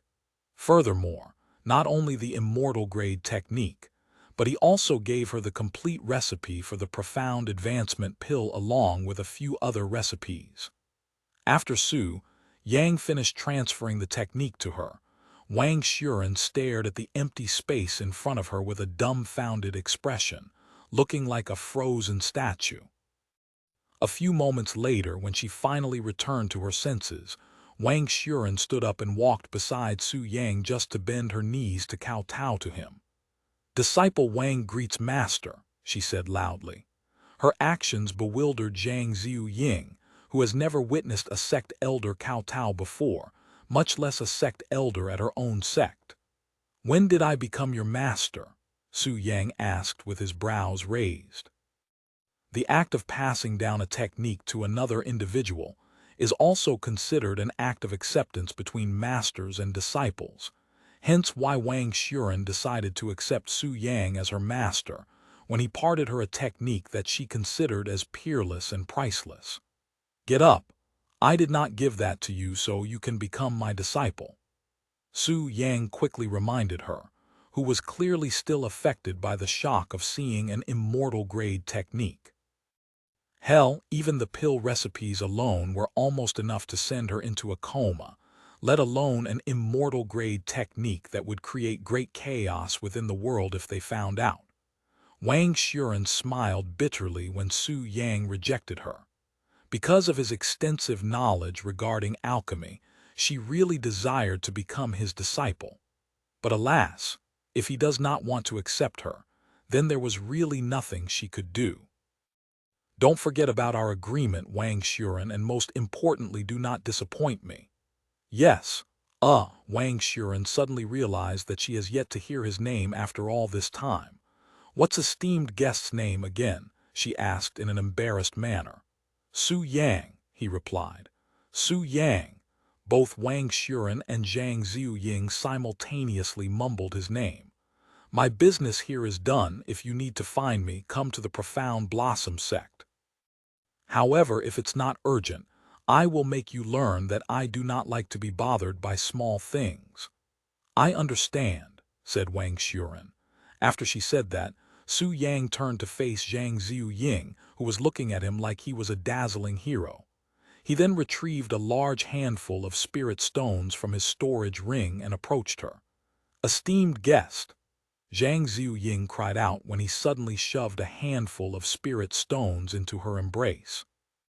Su Yang smiled and moved his lips to beside her ears and whispered, "While this is as far as our relationship can go, there will always be a bond between us. And although your services were laughable, you deserve praises for the way you carried yourself. Take these spirit stones and cultivate yourself properly, and if you ever need anything, as long as I am in this world, you can seek me for assistance." The dried-up tears in Zhang Ziying's eyes began to form once again. "Thank you," she said while trying her best not to hiccup from her tears. Su Yang then embraced her gently and kissed her forehead, shocking Wang Xuren, who have been wondering their relationship since the beginning. This slick woman. No wonder why I sensed a mature aura from her body, something that wasn't there prior to today. Wang Xuren silently cursed Zhang Ziying for her actions, yet she felt some jealousy towards her since Zhang Ziying was able to do what she couldn't despite having a lower status and a less captivating appearance overall. If anything, Zhang Ziying was actually closer to Su Yang than herself, who had received an immortal-grade technique from him. After Su Yang was finished with the Burning Lotus auction house, he continued to travel back to the Profound Blossom Sect. Meanwhile, at the center of the Thunder Valley, the Thunder Core, a female with long silver hair hovered many meters above the ground without the assistance of a flying sword or anything of that sort. Her silver eyes were staring intensively at the small hole in the ground right below her, looking surprised by the view of the empty hole. This small hole was where the extreme yin flower used to be before Su Yang plucked it. Who did it? Who in this lower world could possibly have the knowledge and ability to harvest the extreme yin flower that I'd planted? She pondered to herself, feeling more surprised by the find than anything else. Chapter 66. Returning to the sect, the silver-haired figure descended to beside the empty hole on the ground. She had planted the extreme yin flower at this spot many years back and would occasionally return to check its growth. And because of the harsh requirements that are needed to pluck the flower, something that she deemed impossible for the level of cultivators in this world, she didn't need to worry about it being stolen. Yet, when she returned today to check on the extreme yin flower, The flower that she deemed to be impossible to steal was nowhere to be seen. She expected herself to get angry at whoever stole it, yet she found herself more interested in the individual who managed to pluck the extreme yin flower. The heavenly spirit realm is considered the apex here in this world, but there are a few cultivators above that level, being at the sovereign spirit realm. However, even those at the sovereign spirit realm shouldn't have the ability to harvest the extreme yin flower unless that individual managed to master that technique. Thinking to this point, the silver-haired figure became even more puzzled. Why would someone here have that technique, let alone fully comprehend it? HMPH. There's no point in trying to guess the culprit when I can personally visit this individual. The silver hair quickly ascended to the sky and closed her eyes. A few moments later, she opened her eyes and looked at the direction to the Profound Blossom Sect. Even if you store the extreme yin flower in a storage space, there are plenty of ways to find you.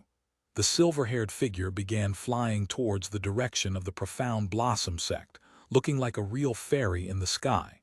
Inside the white pearl treasury, Elder Zhao casually sat behind the counter with his eyes closed, seemingly asleep. Elder Zhao, he's returned. Suddenly, another sect elder came running into the white pearl treasury while shouting loudly. "What the hell are you shouting about? You nearly gave me a heart attack," Elder Zhao exclaimed after nearly falling out of his chair from surprise. I apologize." The sect elder showed an apologetic smile and continued. "Right, that outer court disciple you told me to keep an eye on has finally returned to the sect." "What? Su Yang is back?" Elder Zhao instantly stood up from his seat and asked. "Where is he right now?" "He's currently reporting back to the mission hall." Before the sect elder could even finish speaking, Elder Zhao disappeared from the white pearl treasury with his last words being, "Take care of this place while I am gone." Within the mission hall, Su Yang casually retrieved a few dismembered lightning cat's tail to prove that he'd completed the mission. "You managed to slay 4 lightning cats by yourself. Not bad for an outer court disciple." The sect elder taking care of Su Yang praised him for his efforts. "I have transferred 22 premium points to you for the completion of the mission." "Thank you," said Su Yang as he turned to leave. When he reached the exit, a familiar-looking old man stood in front of him. "Su Yang, right. Come with me, I have a few questions for you," Elder Zhao said to him in a stern voice. Seeing someone approach so quickly when he just returned to the sect, Su Yang smiled and said, "Is this about the pure yang flower?" Upon hearing his question, Elder Zhao's eyes widened with surprise. "You knew that I would be coming to you about that. How?" he asked. "Naturally, I would know when someone is always looking at me from a distance ever since I obtained the pure yang flower." Su Yang's response further shocked him. He's even aware of that, and he's known about it since the beginning. Elder Zhao cried inwardly. "Since you know what I want, this will make things easier for the both of us. Follow me to where we can speak in private." Su Yang nodded and followed him out of the mission hall. Once they left, a few individuals within the mission hall that knew of Elder Zhao's status within the sect began whispering to each other, as they were pleasantly surprised to see him appear there. Not to mention the reason he appeared was because of this outer court disciple. Inside one of the private rooms within the white pearl treasury, Su Yang and Elder Zhao sat around a small round table with 2 old-fashioned teacups sitting on the table. "I will get straight to the point. How did you do it? How did you consume the pure yang flower and still be in one piece, even skyrocketing to the 1st level of the profound spirit realm from the 3rd level of the elementary spirit realm?" Elder Zhao asked him with a serious expression. "Are you the curious one, or is there someone else who is curious?" Su Yang said as he calmly sipped on the teacup. Elder Zhao narrowed his eyes at such words. "I could tell since I first met you, but you really are a sharp kid, aren't you? Completely contrast to the rumors I've been hearing about you. To think there'd be such a crafty little brat within the sect, and nobody had an idea you seem quite talented in manipulating people. Su Yang lowered the teacup in his hands and smiled. The pure yang flower, I didn't consume it entirely, only a tiny portion of it. Huh. Elder Zhao was caught unprepared when he suddenly started talking about the pure yang flower. If I had consumed the pure yang flower entirely, I wouldn't be alive right now, and we both know that. After grinding the pure yang flower until it became powder, I consumed only just enough so that my body would not break down. That's it. Elder Zhao looked at him with a suspicious gaze. How could it be that simple? Knowing his crafty nature, surely he must have done something else to consume the pure yang flower, but what? What about the rest of the pure yang flower? What did you do with it? Although Elder Zhao wasn't convinced that it was this simple, he decided to play along with him. However, no matter how prepared he was, when he heard Su Yang's answer, he couldn't help but cry out loud, nearly flipping the table in rage. I threw it away, Su Yang calmly replied. You what? Elder Zhao stood up while yelling. How could you throw away such a valuable resource? Do you have any idea how much of the sect's effort you've wasted by doing that? Su Yang shrugged and said, So what if I wasted it? I have already paid the sect for it, so why does it matter to the sect what I did with it? You little rascal. Elder Zhao said as he pointed at Su Yang with a trembling finger. Chapter 67, seemingly distressed. I call bullshit. You do not seem like the type to waste resources like this. Tell me, how'd you consume the pure yang flower? Elder Zhao said. He knew that Su Yang was trying to hide his secret, but the patriarch had ordered him to figure out his secret so that he too could consume the pure yang flower. I have already told you everything you wanted to know. I only consumed a tiny amount and threw the rest away, as I had a change of heart after tasting it once. Even though I'd only tasted a little bit, the troubles that came afterward is just too much. I do not ever want to experience something like that again. Su Yang sighed in an earnest voice. What happened? Elder Zhao asked out of curiosity. Su Yang then patted his crotch and said, Just that tiny amount had forced my thing to stand up like a stiff rod for many days without rest, to the point where I was fearful that it might explode from the endless blood flow. It was a torturous experience that is still haunting me right now. After listening to his story that would frighten even the toughest of man, Elder Zhao asked with his forehead full of sweat, How'd you manage to make it go away? By relieving myself, obviously. But even that took days of effort before it started showing any real results.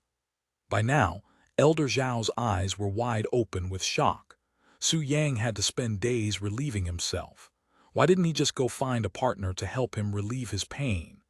I was aware that the pure yang flower had such side effects, but to think it'd be this severe, I apologize. Elder Zhao didn't know why he apologized to Su Yang, but it came out regardless. Perhaps he felt guilty for being the one to hand Su Yang the pure yang flower, or maybe because he forced him to remember unpleasant memories. As ridiculous as it sounds, it is the truth. I threw away the remaining pure yang flower out of anger and fear from what it had done to me.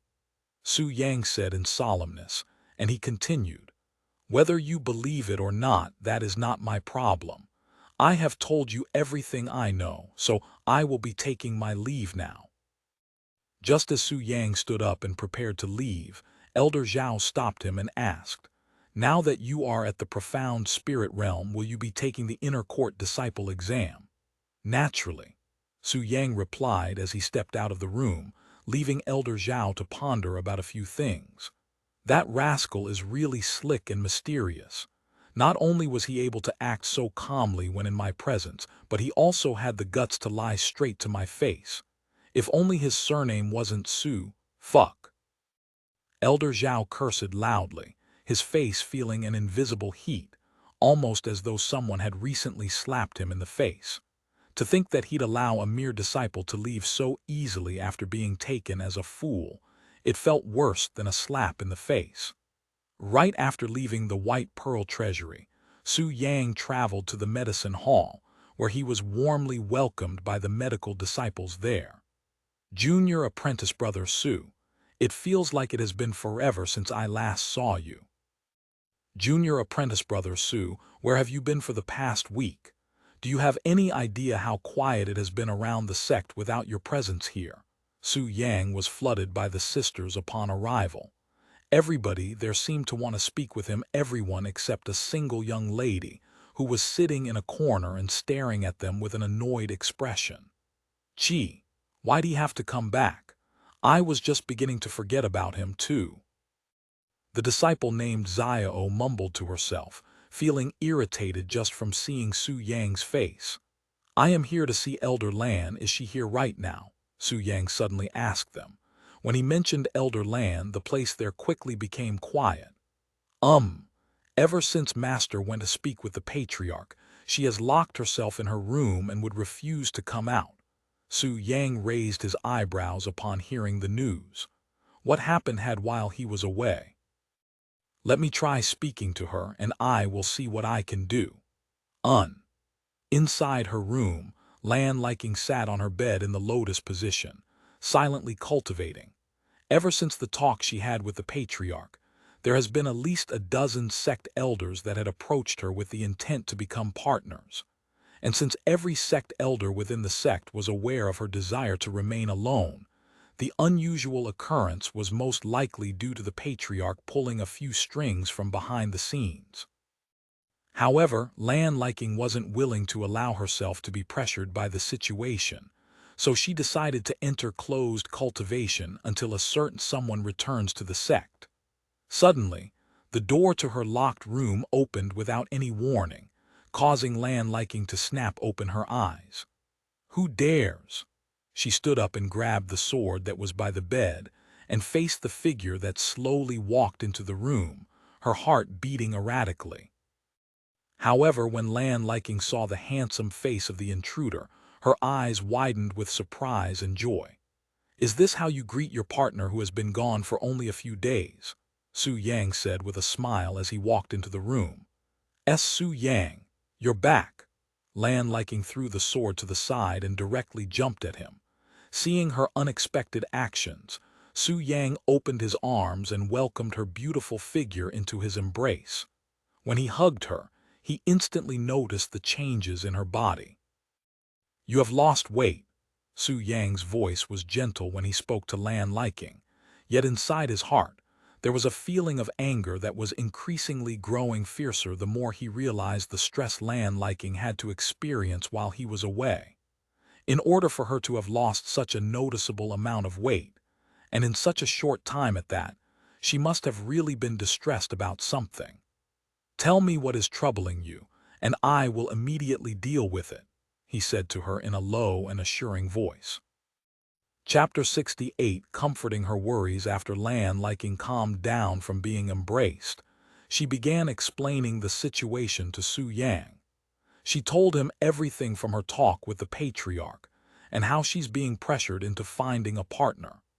Additionally, she used this chance to reveal her position within the sect along with her connections to the previous sect maters as an adopted child. Now fully grasping the situation, Su Yang felt relieved that the situation wasn't as troublesome as he'd expected. Although the patriarch had a cultivation base at the earth spirit realm, he wasn't at a level that would cause Su Yang to feel pressured. Su Yang, let's leave this sect, Lan Liking suddenly said in a solemn voice. While she didn't want to leave this place she called home for many years, it would still be better than being forced into a relationship with someone she didn't desire. Su Yang's eyes slightly widened upon hearing her words. You want to leave the sect? He asked her just to make sure he was hearing correctly, as he felt that there was really no need for such actions over something this small. As long as I am a disciple in this sect, the patriarch will continue to pressure me until I become partners with another sect elder. With my cultivation base and your talent, there will be plenty other sects that will accept us, if that is what you are worried about. Upon hearing her words, Su Yang couldn't help but laugh. As bad as it may sound, I hold no feelings towards this sect. If I decide to leave, then I will do it without any hesitation, and I will most certainly have no doubts after I leave," he said. "Then let's leave this, however, liking. Will you be able to say the same?" Su Yang said to her as he stared at her eyes with a serious expression. "If you truly want to leave this place because of your own will, then I will not stop you. But alas, that is not the case right now. I can see the reluctance in your eyes. They are telling me that you do not wish to leave this place you call home." Su Yang's words dumbfounded her. He was right. She didn't want to leave this place because that was what she desired, but because of the situation and pressure that was bearing down on her, which left her with no other choices but to leave. Seeing her eyes turning wet, Su Yang gently combed her soft hair and said with a smile, "Have you forgotten about my presence here? I will ensure that you will not leave this place because of some idiot but because you truly wish to leave." Although Su Yang's words gave her a feeling of comfort and relief, she cannot just ignore the overwhelming presence of the individual who was the main cause of her stress, the patriarch. But the patriarch, HMPH. So what if he's the patriarch? Su Yang coldly snorted. "A mere earth spirit realm cultivator, just leave him to me. I have not just one but many ways to deal with people like him." Lan Liking suddenly went silent. Despite Su Yang's ridiculous statement, and his cultivation that was far inferior to the patriarch who was at the third level of the earth spirit realm, when Lan Liking heard his voice, there was nothing but confidence in her heart, and the invisible weight that has been weighing down on her for the past week suddenly disappeared, almost as though it was all an imagination. Once Lan Liking calmed down and returned to her normal state of mind, she looked at Su Yang with yearning eyes and she said, "When you left the sect unannounced, I felt for the first time in a long time ever since I joined this sect a sense of emptiness. Since you look like the type to know everything, do you know how I can make that feeling go away?" she continued with her face quickly turning red. Hearing her question, a slight smile appeared on Su Yang's face. He did not open his mouth to answer her and instead directly went for her lips. Lan Liking did not refuse his kiss. She closed her eyes and focused on replying to his answer. A few moments after they began kissing, Lan Liking gently embraced Su Yang, slowly leading him to the bed behind her. Once they were on the bed, Lan Liking began to loosen her robes, seemingly eager to feel the warmth of Su Yang's body. "There's no need to be so hasty. I will not be going anywhere anytime soon." Su Yang chuckled upon seeing her eagerness to cultivate. This is all your fault." Lan Liking's face flushed at his words. "Ever since you took my yin essence, I have been thinking about this nearly every day." "Is that so?" he chuckled. "Then I will have to take responsibility, don't I?" "Naturally." "Very well, then allow me to fill your emptiness." And very quickly, the room began to echo with the sound of Lan Liking's blissful voice. Many hours have passed since Su Yang went upstairs to confront Lan Liking, yet he still seemed to be upstairs. This caused the disciples downstairs to feel anxious. Why was it taking so long? Was the situation that severe? Or did something happen upstairs? They wanted to know the reason, but they were all feeling afraid to find out. "I believe that junior apprentice brother Su will manage to cheer Master up. Let's just be patient and wait until he comes down." The others nodded in agreement and continued on with their day, no longer paying too much attention to the two. But alas, it wasn't until after the night had arrived did Su Yang finally reappear before them. Chapter 69, A Goddess Descends. End of Vol. 1. Junior brother Su, you're finally back. When the disciples downstairs noticed him walking down, they all rushed to him with anxious expressions on their faces. "How is Master's condition?" they all asked him. "Everything has been resolved. She will be fine after some more rest," he said. "What happened up there? Why did it take so long?" someone asked. "Besides talking, nothing else really happened. I guess we were just so into the topic that we forgot about the passing time. Is that so? Although the disciples were still doubtful of what happened upstairs, as long as their master was fine, they didn't really care about the rest of the details. After they thanked Su Yang a few more times, they finally allowed him to leave. Once he left, Su Yang began making his way to his living quarters. Upon arriving at his home, Su Yang jumped onto the roof and silently sat there with his gaze at the crescent moon that was shining more beautiful and brighter than any of the previous nights he's watched it. What a beautiful moon! Seeing the elegant moon that was hanging in the starry sky like a piece of art, Su Yang reminiscences of his previous life with the moon goddess, where the moon would always shine beautifully just from being gazed at by her. It feels almost as though you are here beside me, yet here I am, alone, Su Yang sighed.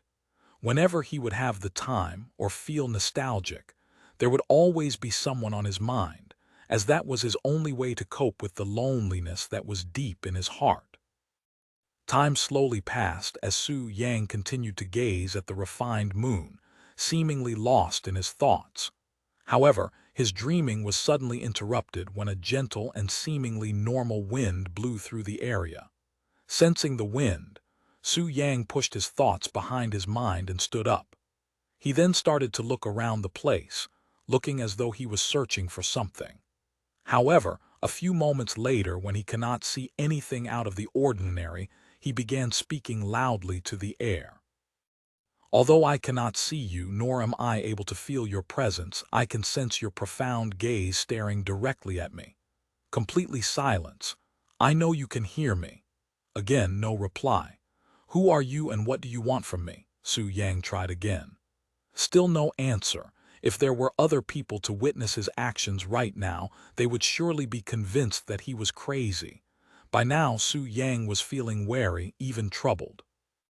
Although it was only for a split second, he was certain that he'd felt someone looking at him. Who could this person be that even he cannot sense? Forget about Earth spirit realm cultivators.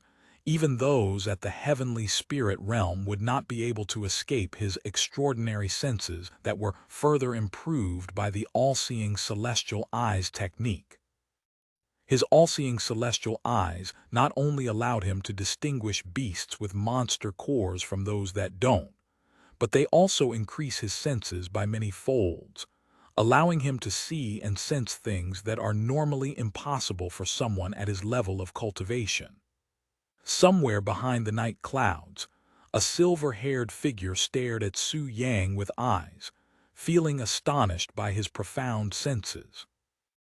To think someone at the profound spirit realm was able to sense her concealing techniques just because she looked at him. Just who is this young mortal, and what kind of secrets does he have hidden? Not only was he able to pluck the extreme yin flower, but he also has this ridiculous awareness. Just as the silver-haired figure prepared to reveal herself due to her curiosity, Su Yang's voice suddenly resounded again. You are clearly adapted to concealing yourself, but I doubt even someone at the sovereign spirit realm would be able to hide as well as you, the divine spirit realm, perhaps. Su Yang's words dumbfounded the silver-haired figure, but what shocked her was not his speculation that she was at the divine spirit realm. It was his knowledge of the divine spirit realm that had greatly surprised her. The knowledge of the cultivation bases and cultivation in general in this world was greatly lacking. It was so much so that even those at the sovereign spirit realm have little to no knowledge of the divine spirit realm that was right above their current stage. Yet why did such knowledge come out from the mouth of a young mortal who wasn't even at the true spirit realm? Not to mention the clear voice he spoke in that clearly showed his familiarity with the divine spirit realm. The silver-haired figure's interest in Su Yang instantly soared. She wanted to know how this mortal knew of the divine spirit realm and where or who he'd learned it from. So, when are you going to reveal yourself? Surely you did not come all the way here just to look at my handsome face, right? Despite the utter lack of response, Su Yang did not give up on trying to convince whoever was watching him in the shadows to come out and continued to speak to the air, his gaze constantly trying to find this individual. A few more moments later, Su Yang obtained his goal when a heavenly voice suddenly resounded in his ears. First the extreme yin flower, now this. You really are an interesting individual, said the heavenly voice. A female. Su Yang felt a sense of familiarity with the heavenly voice even though he was positive that he has never heard of such a voice before. Suddenly, the surrounding moonlight began brightening like magic, and a slim figure appeared from behind the clouds that were right above Su Yang. This figure was extremely beautiful, so extremely beautiful that calling her a goddess would not be an exaggeration, but an understatement. She had long silver hair and silver eyes that seemingly blended in with the moonlight that shone in the background. Her white robes fluttered in an unnatural way, making her look like a goddess descending from the heavens, and surrounding her was an otherworldly aura that could not be described with words.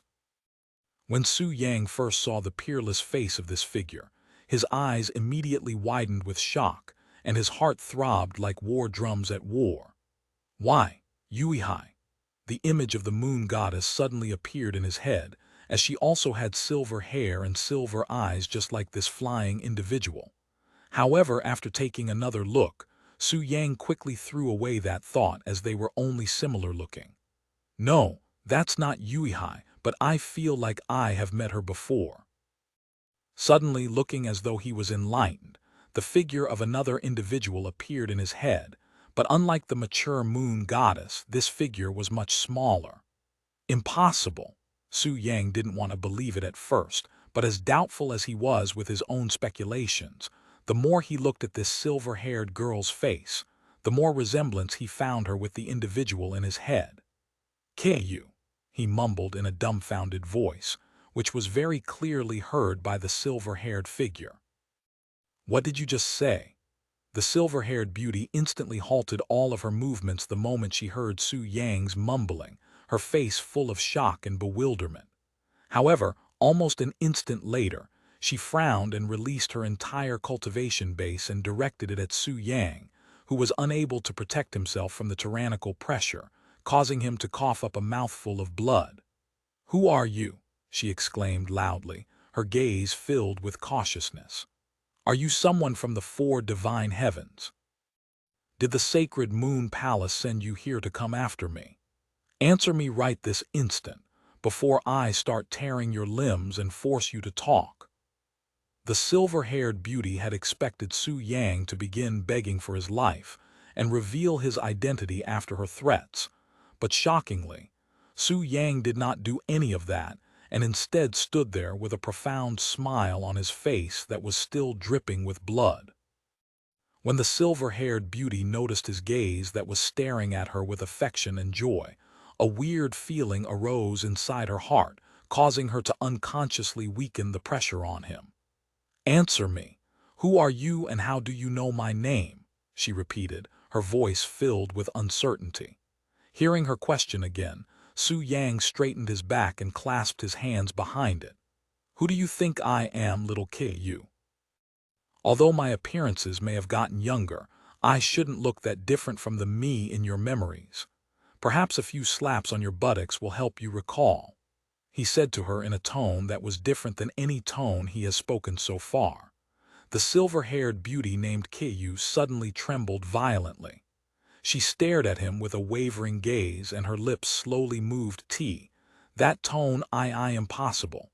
You are supposed to be dead." She loudly exclaimed, sounding like a terrified cat, and her face paled, looking as though she was looking at a ghost. Chapter 70. How are you still alive?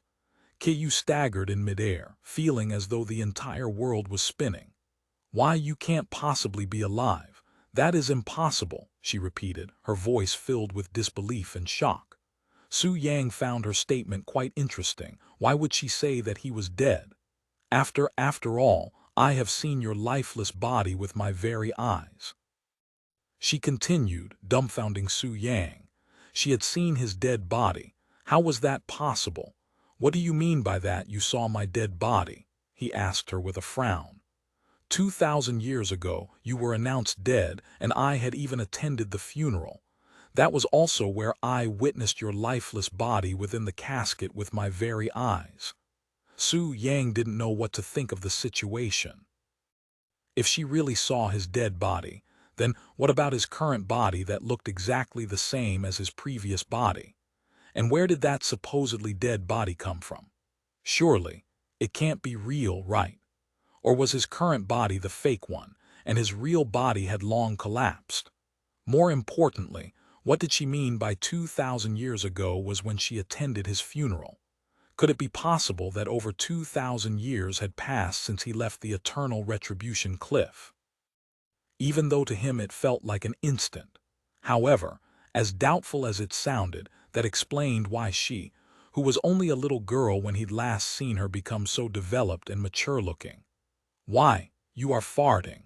This is all a ploy created by the sacred Moon Palace to capture me. A rascal like you cannot possibly be my senior Su." Kyu denied his existence as the tyrannical pressure reappeared, this time even stronger than the previous. "I will make you die an excruciating death for trying to fool me with Senior Su's appearance." Su Yang's eyes widened at the vicious killing intent emitted by her, even panicking when he confirmed the seriousness within her diamond-like eyes. At this rate, she will really kill him out of anger. Suddenly, a thought flashed through Su Yang's head and he furiously shouted, "What an ungrateful kid you are, Kyu. After all that I have done for you when you were just a baby, and this is how you repay me. By aiming for my life. I am disappointed in you. I have even changed your dirty diapers numerous times. I still remember it clearly, that small crescent moon birthmark you have imprinted right under your belly button." When Kyu heard Su Yang's furious shouts, her heart skipped a beat, even though her cultivation base was many times superior to his profound spirit realm. However, what caused her to drop from the starry sky was not his voice, but his remarks on her birthmark that only two people in this world knew. One of these two people being her mother, and the other being the mentor who treated her as though she was his real daughter, because her real father, the moon god, was never there for her senior Su. All the killing intent in the air quickly dispersed like smoke on a windy day, and Kyu descended from the sky to stand before Su Yang on the roof, nearly tripping and fall upon landing. She looked at him with her beautiful silver eyes, her mouth trembling, looking as though she was holding in her tears. Why you are really Senior Su?" she asked him in a low, shaky voice that was still filled with doubt. After all, she had definitely witnessed for herself Su Yang's dead body during the funeral 2,000 years ago, and she'd believed that he was gone since then. How was he still alive? What really happened to him? And why was he here in this world? Su Yang showed an affectionate smile towards her, who was slowly approaching him like a toddler trying to reach her parents. He widened his arms and said in a gentle voice, "Although I do not know what had happened to you or the four divine heavens after I left, there is anguish deep in your eyes, and I can clearly see that. Come, Kyu, tell me about it, as you'd always complain to me about your troubles." "Senior, sniff, Senior Su." Kyu jumped into his arms and began crying her eyes out. Despite her age that was over 2,000 years old, when in front of Su Yang, she felt like she was still a child who barely knew how to talk. "You are alive. You really are alive." When she felt the way Su Yang caressed her hair and patted her head, all the doubt in her head about his identity instantly disappeared, as the feeling of his touch was the only thing in this world that could not be duplicated. As for Su Yang, there was only joy in his heart at this moment. Even though he was embracing a peerless beauty that could easily destroy a continent or two with just her appearances, there was not even a tiny fragment of impure thoughts in his head, only pure love and tenderness. "You are already an adult, yet here you are, crying in the arms of a 16-year-old like a crybaby." Su Yang chuckled at her actions, but she didn't care and continued to tightly hug his robes. After taking a few moments to cry all of her tears out, Kyu looked at Su Yang and said with a serious expression, "Where have you been for the past 2,000 years, and what are you doing here in this world, even taking the appearance of some mortal kid? Do you have any idea the turmoil that happened around the four divine heavens after your death?" Su Yang smiled bitterly and explained his situation to her. He started from when he met the mysterious old man who offered a helping hand to help him escape the eternal retribution cliff to how he ended up in this world instantly after. So you see, although 2,000 years may have passed for you, only a month's time has passed for me. Unbelievable, Kyu mumbled, feeling dizzy from his story. Enough about me, now tell me about your end. What happened to the four divine heavens and why are you here? Where is this place? And you mentioned the sacred moon palace wanting to capture you. Why is that? You are the daughter of Yuihai, the goddess of the moon from the sacred moon palace, who particularly owns the place alongside the moon god. When Su Yang mentioned Yuihai, her mother, Kyu's expression darkened and her skin paled. "Mother, she is no longer in this world," she suddenly said in a low voice. "WWH, what did you just say?" Upon hearing her words, Su Yang's eyes widened with disbelief, his gaze filled with shock, and a wave of deep pain jolted his mind, nearly causing him to fall to his knees. He began staggering backward, and suddenly, all the blood from the pressure that was suppressed within his body were all coughed up at once, staining the roof with even more blood. "Senior Su." Kyu made a terrified expression when Su Yang suddenly collapsed on the roof. Her body instantly reacted, and she flew towards his falling body. Chapter 71. Do you blame me? I apologize, that was unsightly of me, Su Yang said once he regained consciousness a few seconds after being in Kyu's hold. Kyu felt slightly guilty upon seeing the condition of his body, which was mainly caused by her pressure. Su Yang slowly stabilized himself and stood up, his lamenting gaze at the solemn moon. A moment later, he said in a composed voice, "Yuihai, your mother. She's gone, huh? 2,000 years is an insignificant amount of time for immortals and is no different than a few years of time to her, yet in such a short time how?" He turned to look at her with a serious expression. "What happened? How did she die? Is it related to why you are being chased by the sacred moon palace?" he asked. Kyu slowly nodded. "It happened a few years after your death when father learned of her relationship with you, which caused a massive turmoil within the grounds of the sacred moon palace." Su Yang inwardly sighed at her words. He instantly understood the situation, and knowing the goddess of the moon, Yuihai's character, she must have been the one who revealed their secrets. "So you now know about my relationship with your mother, huh? Do you blame me for her death?" he asked her with a bitter expression. Kyu stared at him silently for a few moments before saying, "I did." "You did?" Su Yang's eyebrows raised at her use of past tense. "When mother died and I first learned of the reason, I blamed you, even loathing you for her death. But as time passed, I recalled how my mother was always smiling beside you and only you. Father never paid attention to mother unless he needed her for something, and it was the same for me. Life within the sacred moon palace was always boring and suffocating, but your presence there changed everything. At first, I never understood why my mother never smiled when she was beside my father but would always laugh when your presence was there. I never gave a thought about it because as long as mother was laughing and you were there, nothing else mattered. But after my mother and your death, I finally understood everything."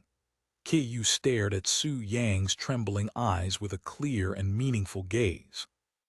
"So I want to thank you, Senior Su, for making my mother smile." Su Yang slowly closed his eyes. He didn't want her to see the emotions flickering within. "As for why I am here, I lied to father saying that I wasn't her daughter and that you, Senior Su, was my real father." "You what?" Su Yang's eyes quickly snapped open, his mouth wide open from shock.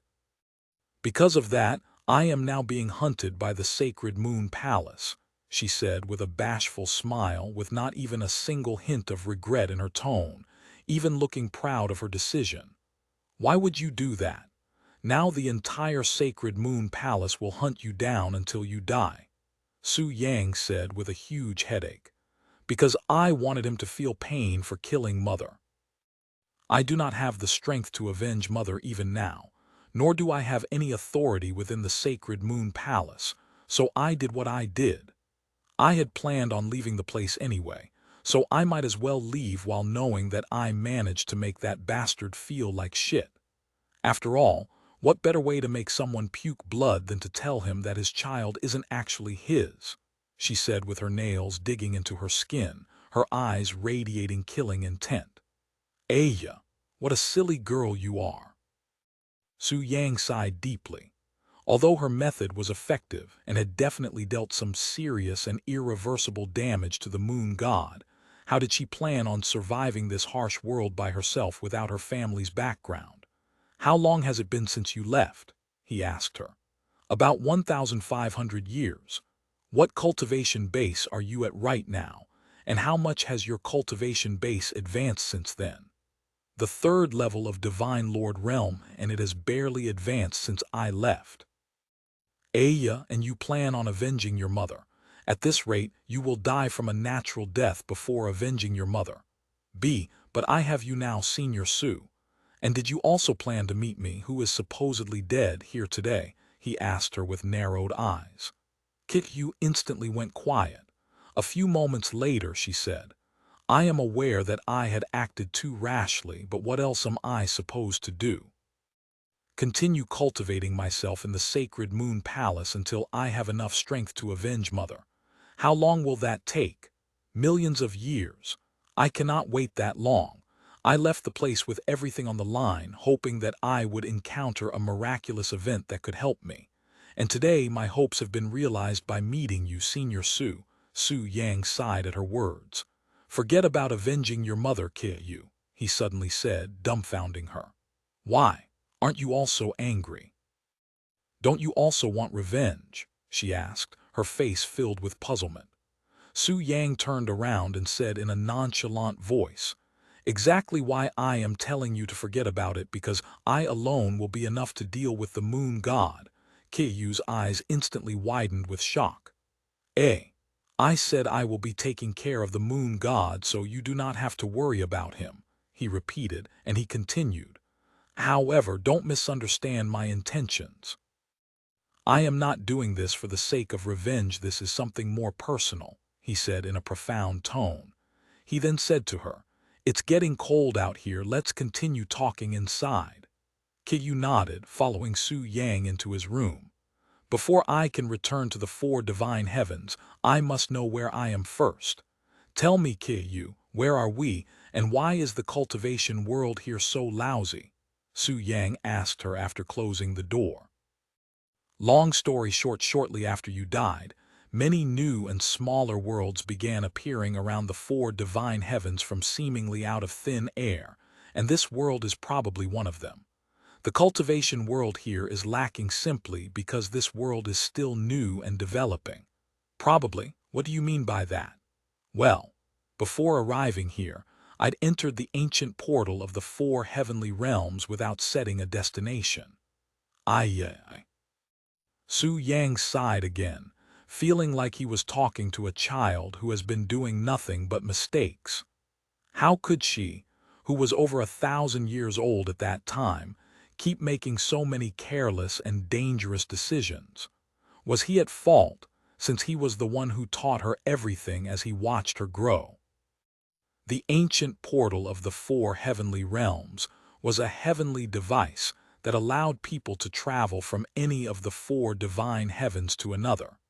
But entering one without setting a destination would cause the individual that entered to be teleported anywhere in the universe randomly. Su Yang then continued to listen to Yu with a pondering expression as she answered questions he's had in his mind. Since arriving at this world, Chapter 72 treating her things as if they were his own. This world has 5 major continents, and we are currently in the eastern continent. I am aware of that, but how could there be 5 continents when I've been told that there are only 4 one in each direction? The 5th continent is the Holy Central Continent, and it is located in the middle of the other 4 major continents. Each continent is separated by a vast sea called the Jade Sea, and it is not something easily traversable by the people of this world, as only those at the sovereign spirit realm can fly with the assistance of flying swords, so I wouldn't be surprised if not many knew of its existence. And from what I have seen from my time here thus far, the heavenly spirit realm seems to be the apex of cultivation for cultivators within every major continent besides the Holy Central Continent, where heavenly spirit realm cultivators are seen more often, not to mention a few that had managed to achieve the sovereign spirit realm. Yu continued to explain to Su Yang the standard of the cultivation world in this world. Additionally, their progress in cultivation is slowly but steadily progressing. Just a little over 1,000 years ago, the true spirit realm was considered the limit of cultivators. Su Yang hummed with a pondering expression. From the looks of it, this world really seemed to be a new and growing world, as all the evidence given to him by Yu, who was apparently here since the early stages, seemed to suggest it. No wonder why the profound qi in this world lacks both quality and essence. Compared to our 4 divine heavens that has existed for billions of years, the profound qi here is barely 2 millennia old and has yet to cultivate itself. Su Yang then looked at Yu and said, "No wonder why your cultivation base is practically still the same after 1,000 years. Even if you cultivate all the profound qi in this world, it wouldn't be enough for you to make a breakthrough." Yu blushed from embarrassment when he mentioned her cultivation base. She was considered a cultivating genius in the 4 divine heavens before becoming a fugitive, yet she couldn't make even a single breakthrough after 1,000 years in this world. If she returned to the 4 divine heavens now, she would no longer be considered a genius, but a complete and utter piece of trash with 0 talents in cultivation. Suddenly a question appeared in Su Yang's head. If you are not able to cultivate properly in this world, why are you still here after 1,000 years? Yu made a distressed expression after hearing his question, and she sighed. I have been trying to find a way out of this world for the past 1,000 years, but alas, even after traveling the entire world, I was unable to find an exit, not even a single clue. What? Su Yang was surprised to hear her words. She couldn't find a way to leave this place even after 1,000 years. Normally, even without the ancient portal of the 4 heavenly realms, there were alternate and more natural ways to travel between worlds, as that was considered to be a heavenly law in this universe. After a moment of pondering, Su Yang said in a nonchalant voice, "We can think of a way to leave this place when we reach that point, but for now, I need to quickly advance my cultivation base. Are you in need of resources?" Yu suddenly pointed to her storage ring and continued, "I have a few things that can benefit even sovereign spirit realm cultivators in here. Do you want it?" she casually offered, sounding as though it was only natural for her to give him her things. Not to mention her cultivation base was already at the Divine Lord realm, 2 whole realms above the sovereign spirit realm, making the majority of the resources in this world useless to her. Su Yang instantly raised his eyebrows, his interest peaked. "What do you have in there? Let me see your storage ring," he said without feeling any shame, treating her storage ring as though it was already his property. "Here you go." Yu quickly handed him her storage without a second thought, feeling as if there was nothing out of the ordinary in their actions. What is this empty storage ring? This is all you've managed to gather after being here for over 1,000 years. Do you even know how to look for treasures?" However, instead of being grateful, Su Yang began scolding her for the pitiful-looking storage ring she handed him, as it was truly an embarrassment for someone at her level to collect so little with so much time. I can't help it, as it usually takes thousands of years for divine-grade medicines to grow. You do have a point, Su Yang nodded, and he returned the storage ring to her shortly after identifying the things inside. You don't want them? She asked with surprise. Of course, I do. However, what am I, a mere profound spirit realm cultivator, going to do with medicines at the sovereign grade? Even the celestial body refining scripture that I am cultivating will not be able to fully suppress such strong medicines in my tiny and fragile body. I see, huh? Kiyu's eyes suddenly widened with shock. What did you just say? You are cultivating the celestial body refining scripture, she asked him, making sure her ears weren't playing tricks on her. The celestial body refining scripture is a heaven-defying technique that allowed the user to surpass boundaries unreachable by even immortals, and was also undoubtedly one of the best cultivation techniques in the universe, with no other body refining techniques even close to being able to compare with its heaven-defying features. However, this technique was also widely known to be an unattainable treasure by many because it was always in the hands of the heavenly emperor, who was known to treat the technique as though it was his own child. How did such a treasure end up in Su Yang's hands? Surely he did not just grab it out of the heavenly emperor's hands, right? Even after many moments of pondering, nothing came to Kiyu's mind no matter how much she imagined, as it was simply an unimaginable feat. Chapter 73, Emperor-Grade Heavenly Constitution. Indeed, I am cultivating one of the 7 heavenly sublime scriptures, the celestial body refining scripture. If I want to consume the sovereign-grade medicines, I will have to be at least within the earth spirit realm, said Su Yang. You must have gotten it from the heavenly emperor, right? I didn't know you were so friendly with the exalted ruler of the 4 divine heavens. But then why did he send you to the eternal retribution cliff? Asked Kiyu with skepticism on her face, who unaware of the real reason behind his sentence. Don't tell me it was because you stole it from him. However, it was natural for her to not know the reason, as the heavenly emperor had kept the story of Su Yang sleeping with his daughter under the rug so that it wouldn't cause a ruckus within the world. Su Yang laughed loudly. The heavenly emperor is one of the strongest existence in this universe. How could I possibly steal from him when I was barely considered a peak cultivator in my previous life? I had naturally obtained it legitly. His gaze suddenly narrowed, and he mumbled, however, even I did not expect her to give me the celestial body refining scripture at that time. Kiyu, who heard his mumble, did not ask him about it. Although she has been with him since she was just a baby, there are still many things about him that is shrouded in mysteries. How did he meet her mother? How did he end up staying at the sacred Moon Palace as a tutor, eventually becoming someone like a father figure to her? Speaking of body refining, Su Yang turned his gaze to look at Kiyu and he said, Kiyu, although you cannot do anything about your cultivation base here, what about your heavenly constitution, the lunar eclipse? You were able to create 2 moons the last time I saw you. How many can you create now? The lunar eclipse is an emperor-grade heavenly constitution unique to the families within the sacred Moon Palace, and Kiyu, who is the direct descendants of the moon god and the goddess of moon, would naturally have it. And in comparison to Zai Xingfeng's royal grade 100 poisons body, it was 3 grades superior.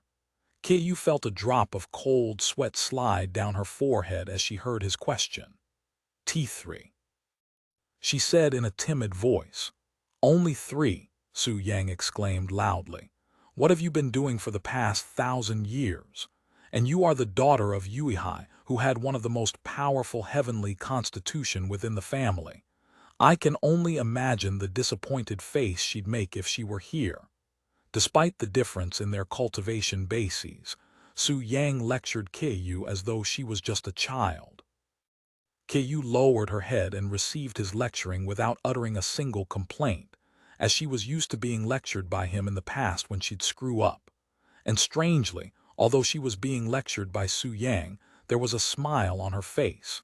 In Keyu's mind, it was a parent's job to lecture their kids, so being lectured by Su Yang made him look more like a father in her eyes, and that gave her a feeling of joy. "What are you smiling about? Do you think I am joking with you? Listen here, Keiyu. When your mother was alive, I made a promise with her that if something happens to her and she could no longer be here to guide you anymore, I will be here for you until I am confident in leaving you alone." Su Yang's words quickly wiped the smile of Keiyu's face, and she stared at him with trembling wide eyes. Even though he was treating her like a child who could not walk by herself despite being 2 millennia old, she could not help but cry tears of joy from hearing his words. HMPH. To think you were so brave and domineering just a few hours ago when we first met. You are still just a little brat. Su Yang laughed, and then he retrieved a jade box from his storage ring. "Here, take this extreme yin flower that I'd found by chance. It should help your heavenly constitution even if just a little," he said to her with a nonchalant expression. "Thank you, Senior Su."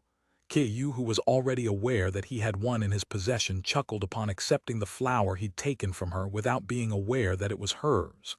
"Su Yang, we are no longer at the Sacred Moon Palace, so just call me Su Yang from now on," he suddenly said to her. "Su Yang," she said with a stiff expression, feeling a bit awkward to use his name after calling him Senior Su for so long. "Or you can just call me Father, ha ha ha," Su Yang said jokingly. However, his joke was taken seriously by Keiyu, who has been wanting to say these words to him ever since she was young. "I understand, Father," albeit it sounded shy. There was a sense of joy and pride in her voice. Su Yang looked at her with a surprised expression, but he didn't correct her, thinking it would be better for her mentally. From that point forward, the two began talking about random things. The two spoke to each other without stopping throughout the entire night, only stopping when the sunrise arrived. When the morning arrived, Su Yang walked out of the room, leaving Keiyu inside to cultivate the extreme yin flower he gave her. Although she had requested to follow him, he quickly denied her and told her to focus on cultivating herself while he walked his own path as a disciple in this sect. While Keiyu was strong enough to avoid any danger in this world, the same could not be said for Su Yang, and he was not willing to shamelessly throw away his dignity as her mentor and his pride as a man by using Keiyu as a shield whenever danger would arrive. Su Yang stood outside his house, feeling more refreshed than he's ever been since arriving at this world, and it felt to him as though a large mountain was lifted from his back after speaking with Keiyu.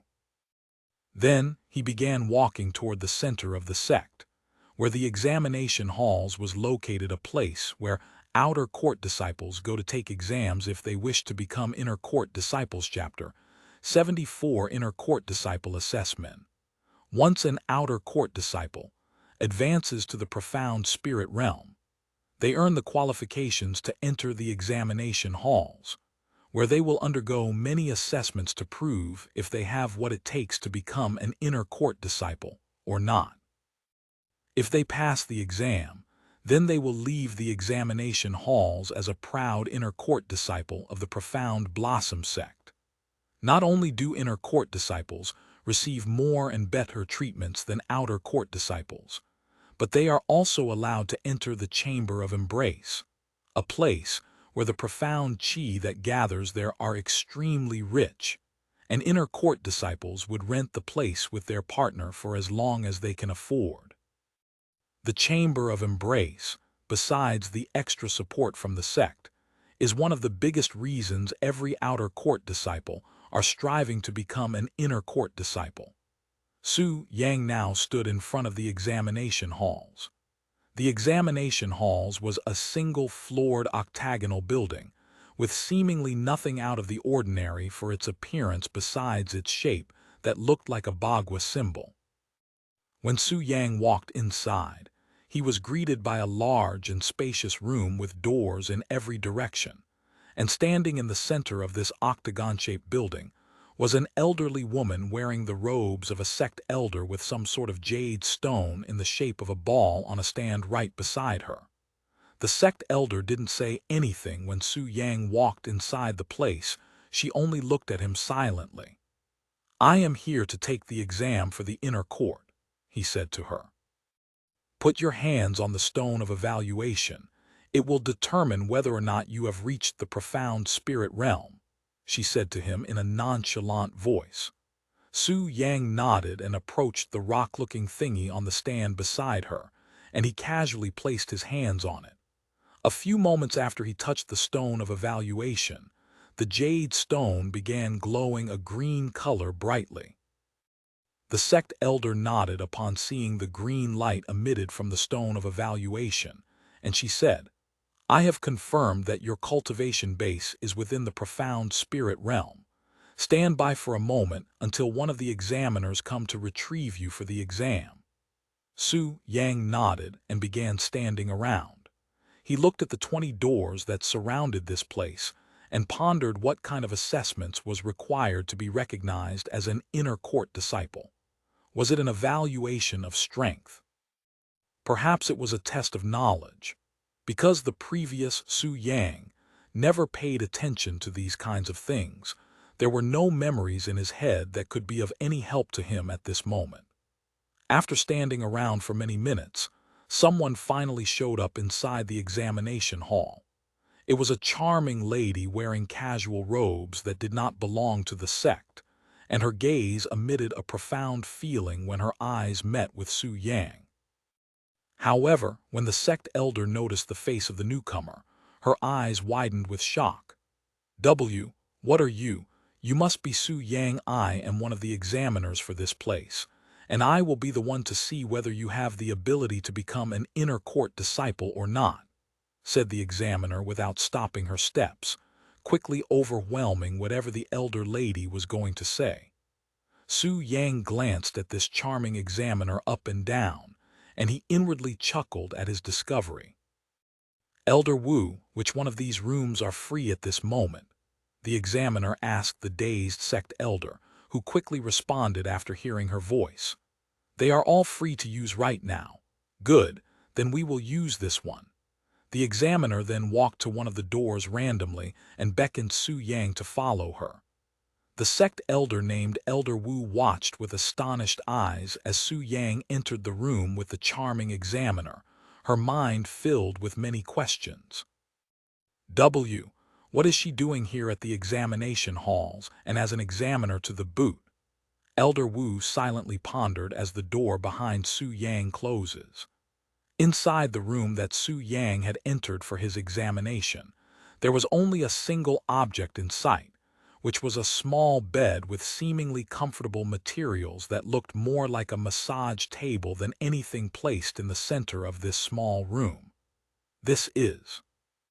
Su Yang looked at the charming beauty with a questioning look despite already having a pretty good idea what this examination signified. "I'm sure you are aware that our sect is slightly different from others. Unlike normal sects, we do not care about your combat abilities, nor your raw strength as much as we care about your techniques when it comes to satisfying your partner. Thus, you will be using your techniques on me without touching any sexual body parts, and I will be grading you based on your techniques," explained the examiner. "I will be grading everything from the way you move your arms and hands, the pressure of your fingers, your ability to spot your partner's weaknesses, and the overall pleasure I received from your techniques. And I will let you know in advance my standards are extremely high and I am strict in my judgment, so if you suck, I will embarrass you," she continued, emphasizing on the will. Su Yang stood there silently while he listened to her words, his expression looking stumped. "You don't look as confident now. Do you want to leave before I make you lose your pride as a man?" said the examiner with a grin on her face. "Ha ha ha." Su Yang suddenly burst out laughing after hearing her words. "You think you have what it takes to embarrass me? Then I shall say the same thing to you. Are you sure you want to be my examiner today? I will give you a chance to leave through that door now before I turn you into an animal only capable of screaming in pleasure." The examiner glared at him with narrowed eyes, her grin flipped upside down. "Good. Then let me experience for myself your techniques and see if they are as good as you believe, or if they are as lousy as your mouth," she said in a cold voice, and she began approaching the bed that looked like a massage table. Su Yang smiled and thought to himself in a laughing tone, who would have thought that becoming an inner court disciple would be so easy? Chapter 75, I Want You to Touch Me Here. Inside the dimly lit room, the examiner slowly removed her robes in a seductive manner, revealing her jade-like skin and black undergarments. "You have only an hour to showcase your techniques on me," she said. She then laid on the bed with her back facing the ceiling, and she looked at Su Yang. "Well, what are you waiting for? There is a grade on your efficiency, too," she said. Su Yang smiled at her words and slowly approached her. He rolled his sleeves and began feeling her soft skin that was smooth like tofu. "I know my skin is very smooth and captivating, but can you hurry up and show me your techniques already?" said the examiner a few seconds later, sounding impatient. Su Yang did not reply to her words and continued to caress her skin. A few moments later, he began applying pressure into his arms, and his fingers slowly dug into her skin. He then began massaging her small shoulders, her slender arms, and her graceful back all the way until he reached her feet. Su Yang normally massaged the examiner without using any crazy techniques, which dumbfounded her when she realized it a few minutes into the examination. What the hell is he doing? She wondered to herself. She was aware of Su Yang's little massage parlor before becoming his examiner, but that only confused her even further. How could his techniques at this moment be so mediocre when everybody that has experienced his massage services praised him as some sort of massage god?